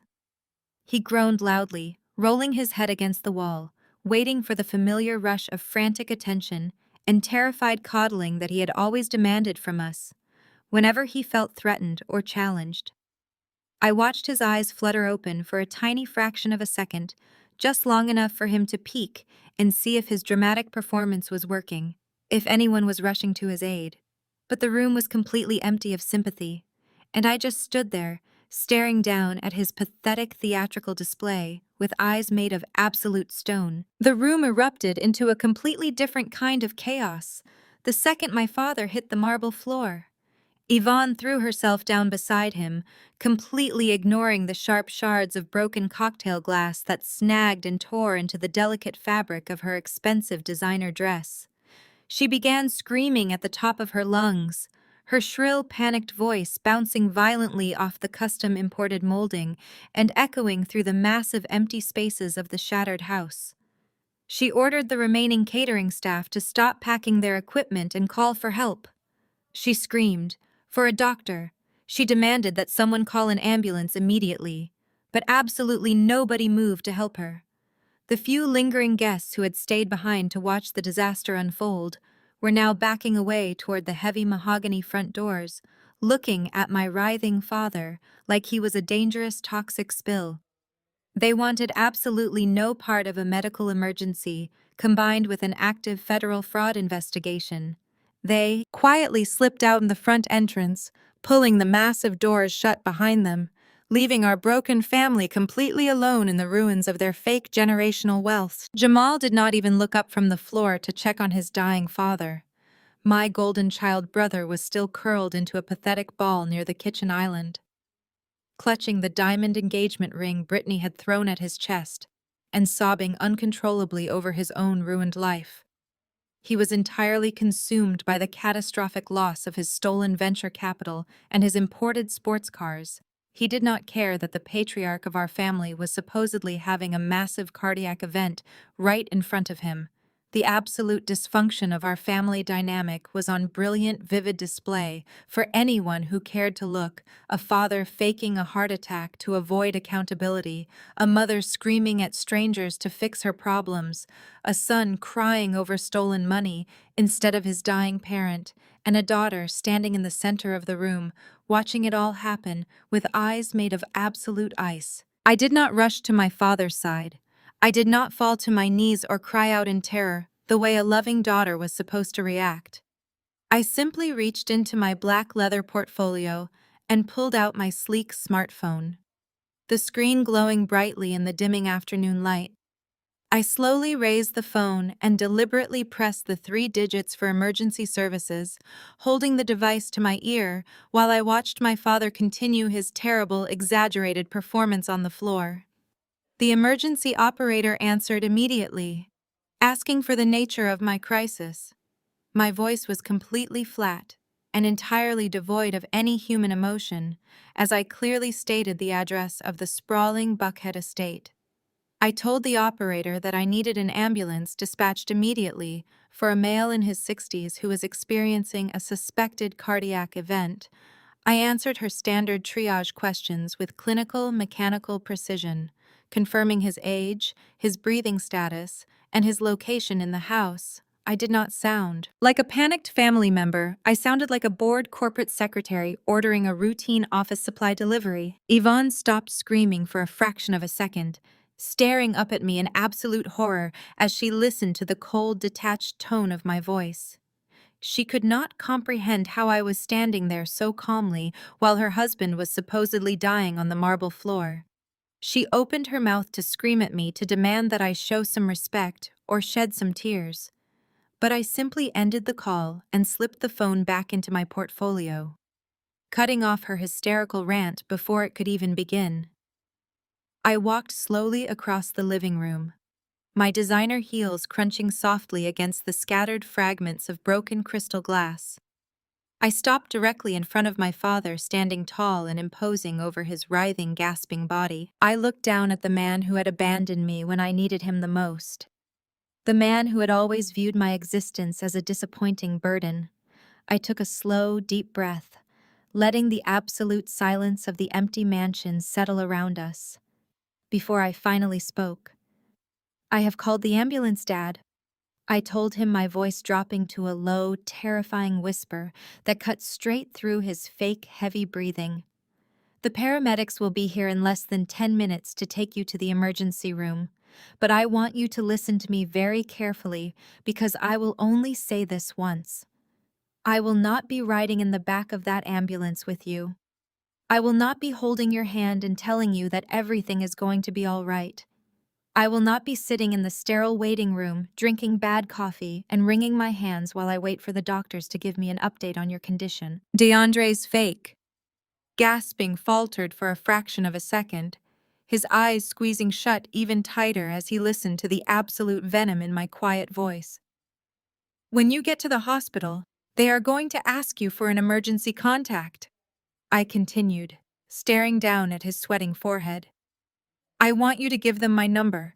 Dad, I want you to tell the nurses to call your daughter. And when that hospital phone rings, I am going to look at the caller identification, and I'm going to let it ring until it goes to voicemail. And then I am going to press delete without even listening to the message.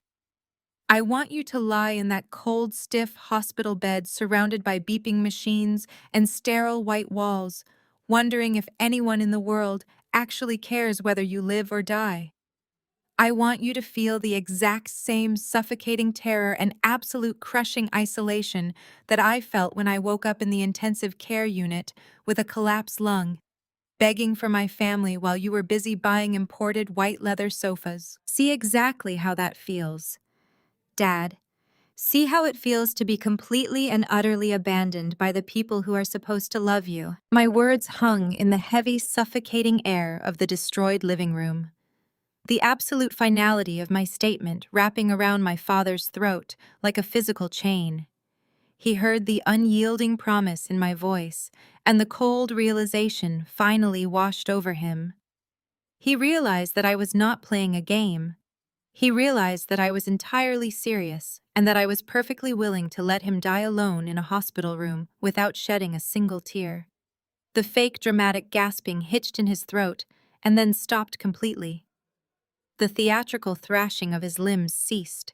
The room descended into a heavy, terrifying silence, broken only by Jamal's distant, pathetic sniffling. DeAndre slowly opened his eyes, dropping the mask of a dying man. The miraculous recovery of the fallen patriarch unfolded right in front of me. He pushed his large hands against the cold marble floor and slowly hoisted himself up. Ignoring Yvonne's confused and horrified gasps, he brushed the invisible dust from his expensive tailored suit trousers and stood up to his full imposing height. His breathing was perfectly even, his chest rising and falling with complete. Normally, the medical emergency had instantly vanished into thin air. He stared down at me, his face entirely drained of color but his eyes burning with a dark, toxic intensity. He glared at me with pure, unadulterated hatred, realizing that his ultimate manipulation had completely failed and that I was finally and permanently untouchable. The sprawling Buckhead mansion was now completely and utterly silent. The chaotic roaring of the fleeing luxury cars had finally faded into the distance, leaving behind a heavy, suffocating stillness that pressed against the massive vaulted ceilings. The half-decorated living room looked like a glittering battlefield, abandoned mid-war with shattered crystal champagne flutes scattered across the imported marble and abandoned silver catering trays, sitting empty on the custom kitchen island. There were no more fake Silicon Valley investors to impress, no more wealthy socialites to manipulate, and absolutely nowhere left to hide. It was just the four of us standing in the wreckage of their manufactured empire. Jamal was still sniffling pathetically in the corner, clutching his bruised chest where the engagement ring had hit him, looking like a terrified little boy whose favorite toy had just been snatched away. My father was standing rigid against the wall, his broad shoulders heaving, not from a fake cardiac arrest but from the toxic boiling rage of a man who had just been completely stripped of all his power and control. And then there was my mother. Yvonne looked around the empty, ruined mansion, and her carefully constructed mask of arrogant superiority finally shattered into a million desperate pieces. She realized that the screaming had not worked.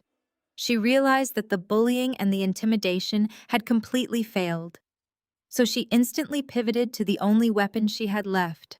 She took a slow, trembling step toward me, her expensive designer heels crunching softly over the broken glass.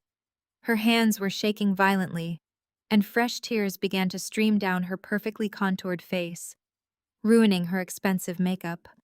"Aisha, please," she whimpered, her voice cracking with a pathetic manufactured vulnerability that made my stomach turn. "You have to stop this. You have proven your point. You have won.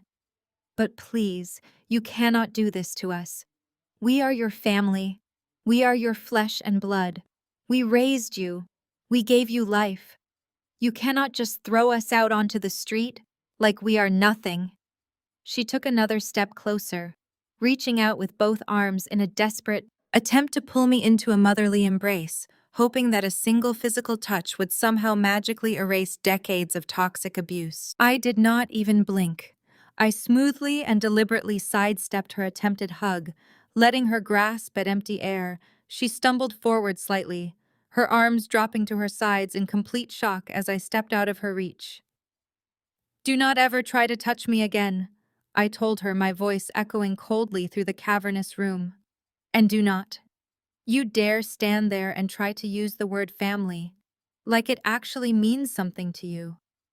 Where was that precious family loyalty when I graduated at the top of my university class, and you did not even bother to show up because Jamal had a minor golf tournament? Where was that flesh and blood connection when I spent 3 years working 100-hour weeks to build my logistics company? And you told all your country club friends that I was just a pathetic blue-collar warehouse worker, because you were too embarrassed to admit your daughter actually worked for a living. I stepped closer to her, forcing her to look directly into my eyes. Where was my mother when I was lying in the intensive care unit hooked up to a ventilator with a collapsed lung, listening to the heart monitor beep while I begged the nurses to call my family? I asked her, watching the color completely drain from her face. I called you 35 times that weekend. Mom, 35 separate phone calls begging for someone to just come and sit with me, because I was terrified I was going to die alone in that sterile room. And do you know what you did? You sent my calls straight to voicemail because you and Dad were too busy attending a luxury wine tasting in Napa Valley to care if your own daughter survived the night you ignored 35 desperate calls from your flesh and blood just so you could drink expensive champagne with strangers who do not even know your real names. So do not stand in my house and beg for mercy, using a biological connection that you threw away the second it became inconvenient. Yvonne was openly sobbing now, covering her face with her trembling hands.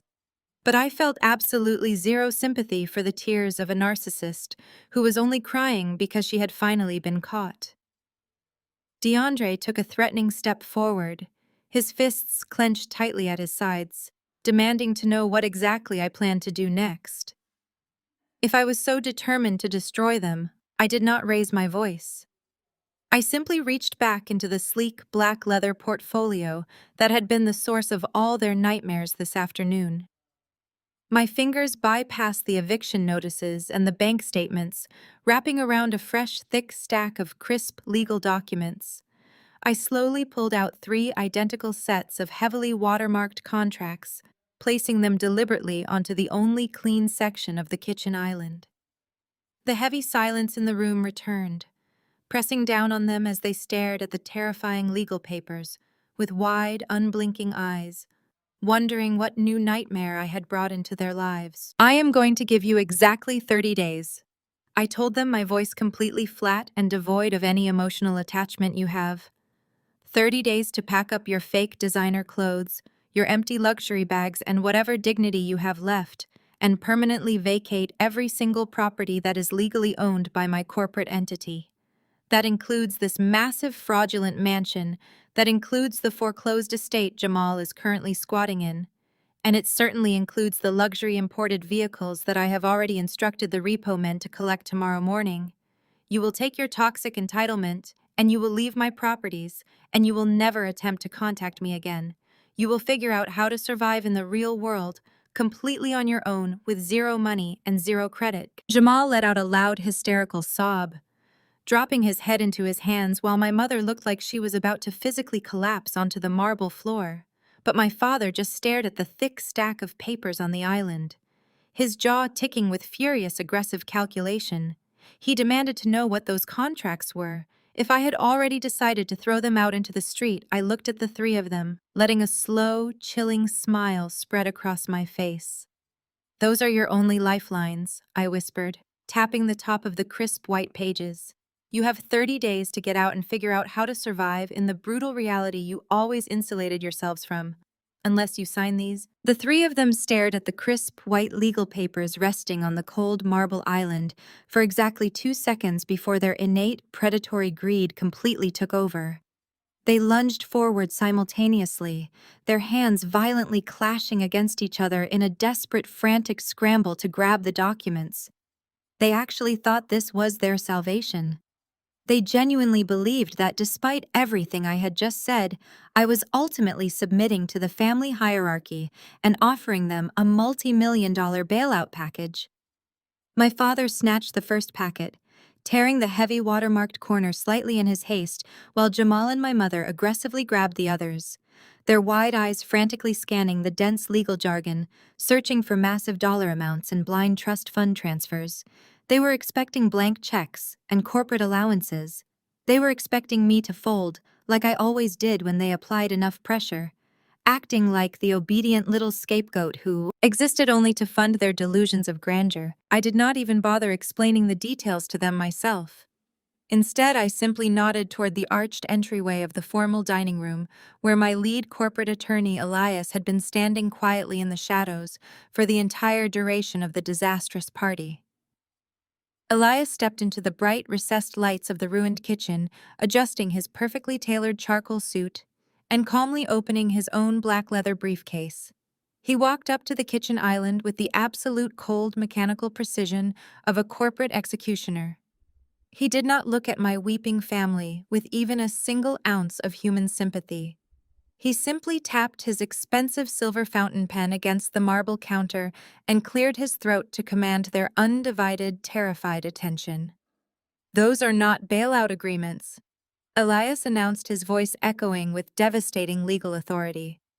"Those are strict conditional surrender contracts drafted specifically by the legal department of Apex Logistics, holding to prevent your immediate federal incarceration and absolute total destitution." My parents completely froze their eyes, darting from the terrifying contracts to Elias in complete panicked confusion. Elias calmly began to read the terms outlining the exact nature of their new, miserable reality condition. 1. He stated flatly, his voice slicing through the heavy silence. "All luxury vehicles currently leased under the family name or purchased with misappropriated venture capital funds must be permanently surrendered to our corporate retrieval team by 6 o'clock tomorrow morning. The keys are to be left on this kitchen island. Condition 2. DeAndre and Yvonne will immediately vacate this custom Buckhead estate and relocate to a modest two-bedroom apartment in a lower-income district on the south side of the city. The rent for this basic unit will be paid directly by my client. However, you will be placed on a strict weekly grocery budget of exactly $150. There will be no luxury allowances, no country club memberships, and absolutely no credit cards. You attempt to open a new line of credit or contact my client for additional funds, the apartment lease will be immediately terminated, leaving you homeless. My mother began to violently hyperventilate, clutching the edge of the marble counter for physical support as her glamorous country club reality completely disintegrated before her very eyes. But Elias was not finished. He turned his cold, clinical gaze directly onto my golden child brother, who was trembling so violently that the thick legal papers in his hands were audibly rattling Condition 3. Elias continued, pulling a standard employment application out of his briefcase. "Jamal will surrender his passport tonight and accept a full-time minimum wage position as a night shift loading dock worker at one of Apex Logistics' commercial warehouses. 100% of his wages, excluding a tiny daily allowance for public transportation and basic cafeteria meals, will be legally garnished and redirected back into the corporate accounts he recklessly embezzled from until the debt is entirely repaid in full." Jamal physically recoiled, dropping the heavy contract onto the floor like the pages had physically burned his delicate manicured fingers. His face contorted into a mask of absolute horrified disbelief as he looked at me with wild, frantic eyes, shaking his head so hard I thought it might actually snap off his neck. "I am not doing that!"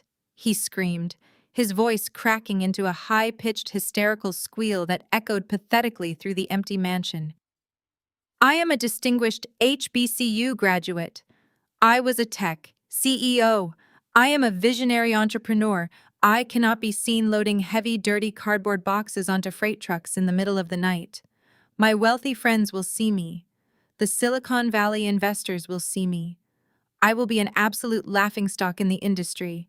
You cannot humiliate me like this, Aisha. I am your brother. You are supposed to protect me." I slowly walked around the kitchen island, invading his personal space until he was forced to press his back flat against the stainless steel refrigerator.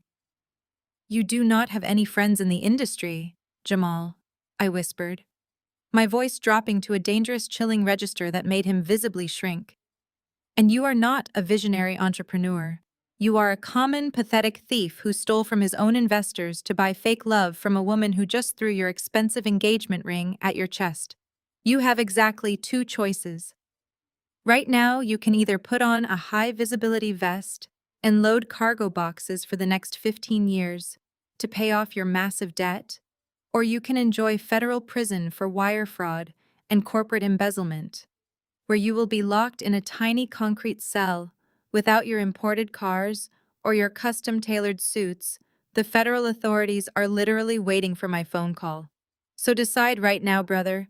Do you want to load trucks, or do you want to wear an orange jumpsuit? Jamal began to sob all over again, completely broken and utterly defeated, sliding down the refrigerator door until he hit the floor. But my mother absolutely refused to surrender. Yvonne slammed her hands onto the documents, her face twisting into a mask of pure, venomous defiance. She looked at the modest apartment budget and the absolute permanent loss of her precious social status, and her narcissistic pride violently rejected reality. She glared at me with absolute toxic hatred, her eyes burning with centuries of unchecked arrogance. She told me she would rather die than live in some pathetic, cramped apartment, like a common peasant. She screamed that she would rather sleep on the dirty city streets than submit to the humiliating authority of her own disappointing daughter. She raised her chin arrogantly, declaring that she would absolutely never sign her name to such a degrading, insulting piece of paper, and that I could take my contracts and burn them. I did not flinch. I did not argue. I simply looked at her defiant, angry face and gave a slow, deliberate nod, acknowledging her final toxic decision with absolute cold finality. That is entirely your choice, Mother. I said, my voice perfectly steady and completely empty of any lingering mercy. If you truly prefer the streets over a modest apartment, then you should probably start packing your bags immediately, because the county sheriff will be arriving at exactly 8 o'clock tomorrow morning to forcibly remove you from my property. The three of them stared at the crisp white legal papers resting on the cold marble island for exactly 2 seconds before their innate predatory greed completely took over. They lunged forward simultaneously, their hands violently clashing against each other in a desperate, frantic scramble to grab the documents. They actually thought this was their salvation. They genuinely believed that. Despite everything I had just said, I was ultimately submitting to the family hierarchy and offering them a multi-million-dollar bailout package. My father snatched the first packet, tearing the heavy watermarked corner slightly in his haste, while Jamal and my mother aggressively grabbed the others, their wide eyes frantically scanning the dense legal jargon, searching for massive dollar amounts and blind trust fund transfers. They were expecting blank checks and corporate allowances. They were expecting me to fold like I always did when they applied enough pressure, acting like the obedient little scapegoat who existed only to fund their delusions of grandeur. I did not even bother explaining the details to them myself. Instead, I simply nodded toward the arched entryway of the formal dining room, where my lead corporate attorney, Elias, had been standing quietly in the shadows for the entire duration of the disastrous party. Elias stepped into the bright recessed lights of the ruined kitchen, adjusting his perfectly tailored charcoal suit and calmly opening his own black leather briefcase. He walked up to the kitchen island with the absolute cold mechanical precision of a corporate executioner. He did not look at my weeping family with even a single ounce of human sympathy. He simply tapped his expensive silver fountain pen against the marble counter and cleared his throat to command their undivided, terrified attention. "Those are not bailout agreements," Elias announced, his voice echoing with devastating legal authority. "Those are strict, conditional surrender contracts drafted specifically by the legal department of Apex Logistics Holding to prevent your immediate federal incarceration and absolute total destitution." My parents completely froze their eyes, darting from the terrifying contracts to Elias. In complete panicked confusion, Elias calmly began to read the terms, outlining the exact nature of their new miserable reality. "Condition 1, he stated flatly, his voice slicing through the heavy silence. "All luxury vehicles currently leased under the family name or purchased with misappropriated venture capital funds must be permanently surrendered to our corporate retrieval team. By 6 o'clock tomorrow morning, the keys are to be left on this kitchen island. Condition 2, DeAndre and Yvonne will immediately vacate this custom Buckhead estate and relocate to a modest two-bedroom apartment in a lower-income district on the south side of the city. The rent for this basic unit will be paid directly by my client. However, you will be placed on a strict weekly grocery budget of exactly $150. There will be no luxury allowances, no country club memberships, and absolutely no credit cards if you attempt to open a new line of credit or contact my client for additional funds. The apartment lease will be immediately terminated, leaving you homeless. My mother began to violently hyperventilate, clutching the edge of the marble counter for physical support, as her glamorous country club reality completely disintegrated before her very eyes. But Elias was not finished. He turned his cold, clinical gaze directly onto my golden child brother, who was trembling so violently that the thick legal papers in his hands were audibly rattling Condition 3. Elias continued pulling a standard employment application out of his briefcase. Jamal will surrender his passport tonight and accept a full-time minimum wage position as a night shift loading dock worker at one of Apex Logistics' commercial warehouses, 100% of his wages, excluding a tiny daily allowance for public transportation and basic cafeteria meals, will be legally garnished and redirected back into the corporate accounts he recklessly embezzled from until the debt is entirely repaid in full. Jamal physically recoiled, dropping the heavy contract onto the floor like the pages had burned his delicate manicured fingers. His face contorted into a mask of absolute horrified disbelief as he looked at me with wild, frantic eyes, shaking his head so hard I thought it might actually snap off his neck. "I am not doing that!" he screamed, his voice cracking into a high-pitched, hysterical squeal that echoed pathetically through the empty mansion. "Am a distinguished HBCU graduate. I was a tech CEO. I am a visionary entrepreneur. I cannot be seen loading heavy, dirty cardboard boxes onto freight trucks in the middle of the night. My wealthy friends will see me, the Silicon Valley investors will see me. I will be an absolute laughingstock in the industry. You cannot humiliate me like this. Aisha, I am your brother. You are supposed to protect me." I slowly walked around the kitchen island, invading his personal space until he was forced to press his back flat against the stainless steel refrigerator. "You do not have any friends in the industry, Jamal," I whispered, my voice dropping to a dangerous, chilling register that made him visibly shrink. "And you are not a visionary entrepreneur. You are a common, pathetic thief who stole from his own investors to buy fake love from a woman who just threw your expensive engagement ring at your chest.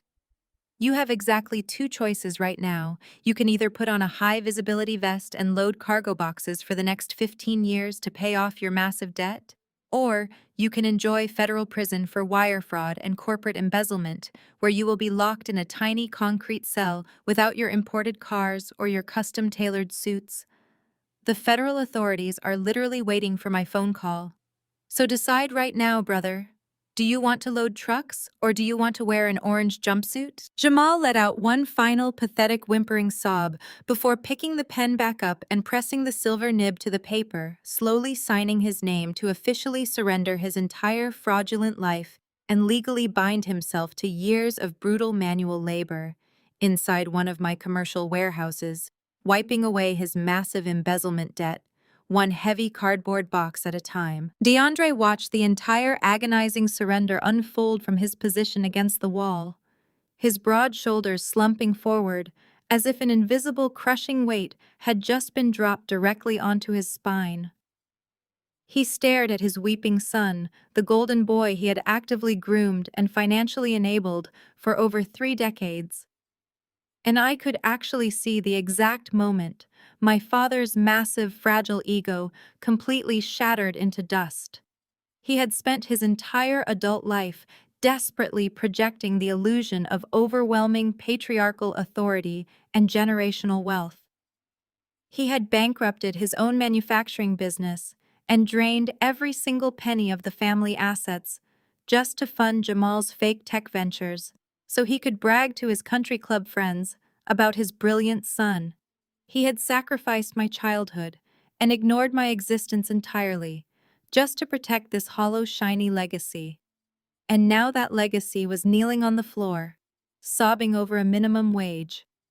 Employment contract completely subjugated by the exact same daughter DeAndre had spent a lifetime treating like an unwanted burden.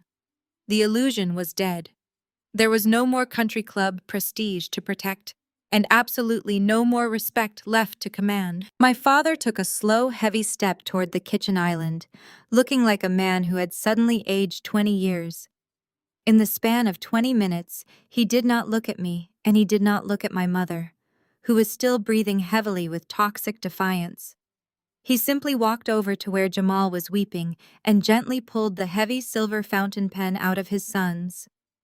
Trembling fingers, DeAndre stared down at the second stack of legal documents. The housing agreements that mandated his immediate relocation to a cramped two-bedroom apartment in a lower-income neighborhood. The contract explicitly outlined his strict weekly grocery allowance and permanently stripped him of any access to luxury credit lines or elite social memberships. He closed his eyes tightly, taking a deep, ragged breath before he bent forward and signed his name with sharp, defeated strokes. He dropped the pen back onto the marble counter, stepping away from the island and staring blankly at the floor, completely resigning himself to the humiliating reality of his new, impoverished existence. His pride was entirely broken, leaving behind an empty shell of a man who had finally run out of lies to tell, that left only Yvonne standing in the center of the ruined kitchen, completely alone on her shrinking island of toxic, narcissistic pride. The two men she had manipulated and weaponized her entire life had just unconditionally surrendered to my authority, leaving her completely exposed and vulnerable, without any human shields left to hide behind. I watched her slowly step forward, her eyes locked onto the heavy silver fountain pen resting on the cool marble. She reached out and picked it up, her knuckles turning pure white as she gripped the metal barrel so tightly her hands were visibly shaking. She stood there gripping the pen as her breathing grew shallow and rapid, her chest heaving with the sheer toxic force of her mounting rage. She looked at the contracts, and then she glared at my calm, impassive face, her pristine country club facade completely dissolving to reveal the vicious, desperate cruelty of a woman who had finally lost her favorite game. She proudly raised her chin and spat out that she absolutely refused to sign any degrading documents, declaring loudly that she would much rather live out on the filthy city streets like a common beggar than ever submit to the humiliating authority of her own deeply disappointing daughter. I did not blink, and I did not argue. I simply gave her a slow, deliberate nod, acknowledging her toxic decision with cold finality. "Then you should probably start packing your bags right now," I told her, my voice echoing in the empty space because the county sheriff will be arriving here at exactly 8 o'clock tomorrow morning to physically remove you from the premises. The absolute cold detachment of my response completely snapped the last remaining thread of her fragile sanity. She realized I was truly going to let her fall, and she let out a sudden vicious shrieking scream, raising her right arm back with surprising aggressive speed, and violently hurling the heavy silver fountain pen directly at my face. The heavy silver fountain pen spun through the air, catching the bright recessed lighting of the kitchen as it flew directly toward my face, but I did not flinch and I did not blink. My right hand shot up with lightning speed, and my fingers snapped shut around the cold metal barrel, snatching the projectile out of the air mere inches from my eye. The absolute silence that followed was so profound that it felt like all the oxygen had been instantly vacuumed out of the sprawling luxury kitchen. Yvonne stood frozen in place, her arms still raised from the violent throw, her chest heaving with toxic adrenaline, her eyes wide with absolute horror as she realized her final desperate physical attack had completely failed. My mother had always used sudden, unpredictable bursts of violence and throwing heavy objects to intimidate us into submission. Whenever her verbal abuse failed to get the exact results she wanted, she expected me to cower. She expected me to duck and cover my face like the terrified little girl she used to torment on a daily basis. But this time, there was no cowering child to terrorize. There was only a seasoned corporate executive who had survived much worse than a flying piece of silver. DeAndre and Jamal both flinched violently against the stainless steel appliances, fully expecting a massive explosion of rage. But I remained perfectly still, rolling the heavy silver pen between my thumb and forefinger, letting the cold metal absorb the heat of my skin. I stared directly into my mother's eyes, delivering a look so entirely devoid of human empathy that she actually took a physical step backward, her designer heels scraping awkwardly against the broken glass. She was shrinking away from the very monster she had spent a lifetime creating. "You know what your biggest mistake was, Mother?" I asked, my voice barely a whisper. Yet it carried through the cavernous marble kitchen like a physical shockwave. "You always thought that treating me terribly would eventually break my spirit and force me into permanent submission. You genuinely believed that isolating me, abandoning me, and constantly tearing down my accomplishments would somehow make me crawl back to you, begging for your scraps of affection and desperately seeking your maternal validation. You thought your endless cruelty was a psychological leash that would keep me permanently tied to your fragile ego. But you calculated completely wrong. Your abuse did not make me need you. It just taught me exactly how to live without you. It taught me that your love was a toxic liability and that my survival depended on cutting you out like a cancerous tumor." I took a slow, deliberate step toward her, watching the fake tan and the expensive blush completely drain from her perfectly contoured face, leaving behind the pale, terrified reality of a woman who had run out of lies. "Do you remember the exact text message you sent me when I was lying in the intensive care unit?" I asked, watching her eyes dart nervously around the room, searching for an escape route or a rescuer that simply did not exist. "I do. I remember every single word of it. I was practically choking on my own blood, begging you for help, lying in a freezing cold hospital bed surrounded by beeping machines, waiting hours just to hear my mother's voice. And you sent me a 12-word text message telling me that I was a dramatic burden and that I needed to handle my broken bones myself. You actually typed out those words while you were drinking expensive wine on a luxury vacation, and you never even looked back to see if I survived the night. Well, Mother, I survived my broken bones. I healed them, completely on my own without a single ounce of your help or your love. And now the wheel has finally turned, so I am giving your exact same advice right back to you. Handle your broken life yourself." I looked down at the heavy silver fountain pen in my hand, and then I looked at the pristine white contract sitting on the marble island. The only document that offered her a lifeline. The only piece of paper that stood between her and absolute total destitution. I reached out and picked up her specific housing agreement, the one that would have provided her with a roof over her head and a modest grocery budget to keep her from starving. I held the crisp pages up in the air, and my mother let out a small, pathetic gasp, her hands flying to her mouth as she realized exactly what I was about to do. With slow, deliberate movements, I tore the thick legal document straight down the middle, the sound of the ripping paper slicing through the heavy silence of the kitchen like a guillotine blade. I tore the halves into quarters and let the shredded pieces flutter down onto the marble floor, scattering like dead leaves across the pristine white tiles, settling right over the broken crystal of her shattered champagne flutes. Elias did not even blink, his expression remaining entirely neutral. He simply reached across the marble island and calmly collected the 2 signed contracts from my father and my brother, sliding them carefully into his black leather briefcase and snapping the golden lock shut with a sharp, definitive click. He picked up his fountain pen from my outstretched hand, capping it smoothly and slipping it into his tailored suit jacket. The legal proceedings were officially concluded. The corporate execution was complete. "The offer is permanently revoked," I told her, my voice echoing with final, chilling authority. "There is no apartment for you. There is no grocery allowance.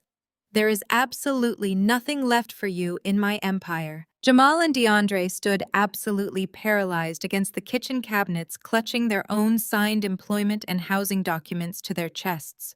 Like physical shields, they realized with a sudden terrifying clarity that they were legally safe, that their minimal basic survival was guaranteed simply because they had swallowed their immense pride and submitted to my authority. But they also realized that the woman who had ruled their household with toxic manipulation for 3 decades was now officially out in the cold. They looked at Yvonne, and they did absolutely nothing to help her. They did not speak up to defend her. They did not offer her a place in their new, miserable lives. They simply looked down at the floor, protecting their own selfish interests, like the cowards they truly were. Elias and I turned our backs on the ruined family and began walking slowly toward the massive mahogany front doors, our footsteps echoing in perfect unison against the polished marble floors. The reality of her total destruction finally hit Yvonne with the force of a runaway freight train. She let out a guttural, agonizing scream of pure terror, and her legs completely gave out beneath her. She collapsed heavily onto her knees, shattering the remaining glass on the floor directly into her bare shins. But she did not even seem to feel the pain. She began desperately screaming my name and begging for a second chance. She sobbed hysterically, shouting frantic, pathetic apologies that she had hoarded for 30 years, promising she would change, swearing she would do whatever I wanted if I just gave her another contract. But I did not stop walking. I did not turn my head. I did not even break my stride. I simply walked out into the warm afternoon air and pulled the heavy wooden doors firmly shut behind me, cutting off her desperate screaming forever. The sprawling Buckhead mansion was now completely and utterly silent. The chaotic roaring of the fleeing luxury cars had finally faded into the distance, leaving behind a heavy, suffocating stillness that pressed against the massive vaulted ceilings. The half-decorated living room looked like a glittering battlefield, abandoned mid-war with shattered crystal. Champagne flutes scattered across the imported marble, and abandoned silver catering trays, sitting empty on the custom kitchen island. There were no more fake Silicon Valley investors to impress, no more wealthy socialites to manipulate, and absolutely nowhere left to hide. It was just the four of us standing in the wreckage of their manufactured empire. Jamal was still sniffling pathetically in the corner, clutching his bruised chest where the engagement ring had hit him, looking like a terrified little boy whose favorite toy had just been snatched away.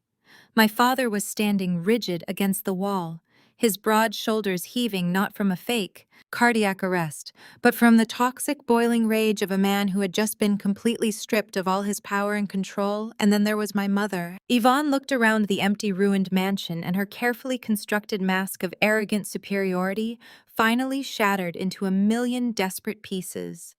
She realized that the screaming had not worked. She realized that the bullying and the intimidation had completely failed. So she instantly pivoted to the only weapon she had left. She took a slow, trembling step toward me, her expensive designer heels crunching softly over the broken glass. Her hands were shaking violently, and fresh tears began to stream down her perfectly contoured face, ruining her expensive makeup. "Aisha, please," she whimpered, her voice cracking with a pathetic manufactured vulnerability that made my stomach turn. "You have to stop this. You have proven your point. You have won. But please, you cannot do this to us. We are your family. We are your flesh and blood. We raised you. We gave you life. You cannot just throw us out onto the street like we are nothing." She took another step closer, reaching out with both arms in a desperate attempt to pull me into a motherly embrace, hoping that a single physical touch would somehow magically erase decades of toxic abuse. I did not even blink. I smoothly and deliberately sidestepped her attempted hug, letting her grasp at empty air. She stumbled forward slightly, her arms dropping to her sides in complete shock as I stepped out of her reach. "Do not ever try to touch me again," I told her, my voice echoing coldly through the cavernous room. "And do not, you dare stand there and try to use the word family like it actually means something to you." Where was that precious family loyalty? When I graduated at the top of my university class, and you did not even bother to show up because Jamal had a minor golf tournament, where was that flesh and blood connection? When I spent 3 years working 100-hour weeks to build my logistics company, and you told all your country club friends that I was just a pathetic blue-collar warehouse worker because you were too embarrassed to admit your daughter actually worked for a living. I stepped closer to her, forcing her to look directly into my eyes. Where was my mother when I was lying in the intensive care unit, hooked up to a ventilator with a collapsed lung, listening to the heart monitor beep while I begged the nurses to call my family? I asked her, watching the color completely drain from her face. I called you 35 times that weekend. Mom, 35 separate phone calls begging for someone to just come and sit with me, because I was terrified I was going to die alone in that sterile room. And do you know what you did? You sent my calls straight to voicemail because you and Dad were too busy attending a luxury wine tasting in Napa Valley to care if your own daughter survived the night. You ignored 35 desperate calls from your flesh and blood just so you could drink expensive champagne with strangers who do not even know your real names. So do not stand in my house and beg for mercy, using a biological connection that you threw away the second it became inconvenient. Yvonne was openly sobbing now, covering her face with her trembling hands. But I felt absolutely zero sympathy for the tears of a narcissist who was only crying because she had finally been caught. DeAndre took a threatening step forward, his fists clenched tightly at his sides, demanding to know what exactly I planned to do next. If I was so determined to destroy them, I did not raise my voice. I simply reached back into the sleek black leather portfolio that had been the source of all their nightmares this afternoon. My fingers bypassed the eviction notices and the bank statements wrapping around a fresh, thick stack of crisp legal documents. I slowly pulled out 3 identical sets of heavily watermarked contracts, placing them deliberately onto the only clean section of the kitchen island. The heavy silence in the room returned, pressing down on them as they stared at the terrifying legal papers with wide, unblinking eyes, wondering what new nightmare I had brought into their lives. I am going to give you exactly 30 days. I told them, my voice completely flat and entirely devoid of any emotional attachment you have.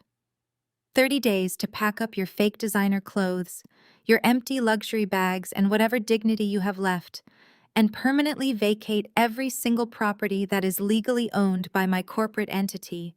That includes this massive fraudulent mansion, that includes the foreclosed estate Jamal is currently squatting in, and it certainly includes the luxury imported vehicles that I have already instructed the repo men to collect tomorrow morning. You will take your toxic entitlement, and you will leave my properties, and you will never attempt to contact me again. You will figure out how to survive in the real world completely on your own, with zero money and zero credit. Jamal let out a loud, hysterical sob, dropping his head into his hands, while my mother looked like she was about to physically collapse onto the marble floor. But my father just stared at the thick stack of papers on the island, his jaw ticking with furious, aggressive calculation. He demanded to know what those contracts were, if I had already decided to throw them out into the street. I looked at the 3 of them, letting a slow, chilling smile spread across my face. "Those are your only lifelines," I whispered, tapping the top of the crisp white pages. "You have 30 days to get out and figure out how to survive in the brutal reality you always insulated yourselves from. Unless you sign these." The biggest lesson from this story is that true power does not come from revenge. It comes from realizing your own worth and having the courage to walk away from toxic people, even when they are family. Blood does not give anyone the right to abuse you, and setting strict boundaries is not a selfish act. It is vital for your survival. Your peace of mind will always be worth more than the fake approval of narcissists who refuse to respect you. Have you ever had to walk away from toxic family members? Share your story below and subscribe for more.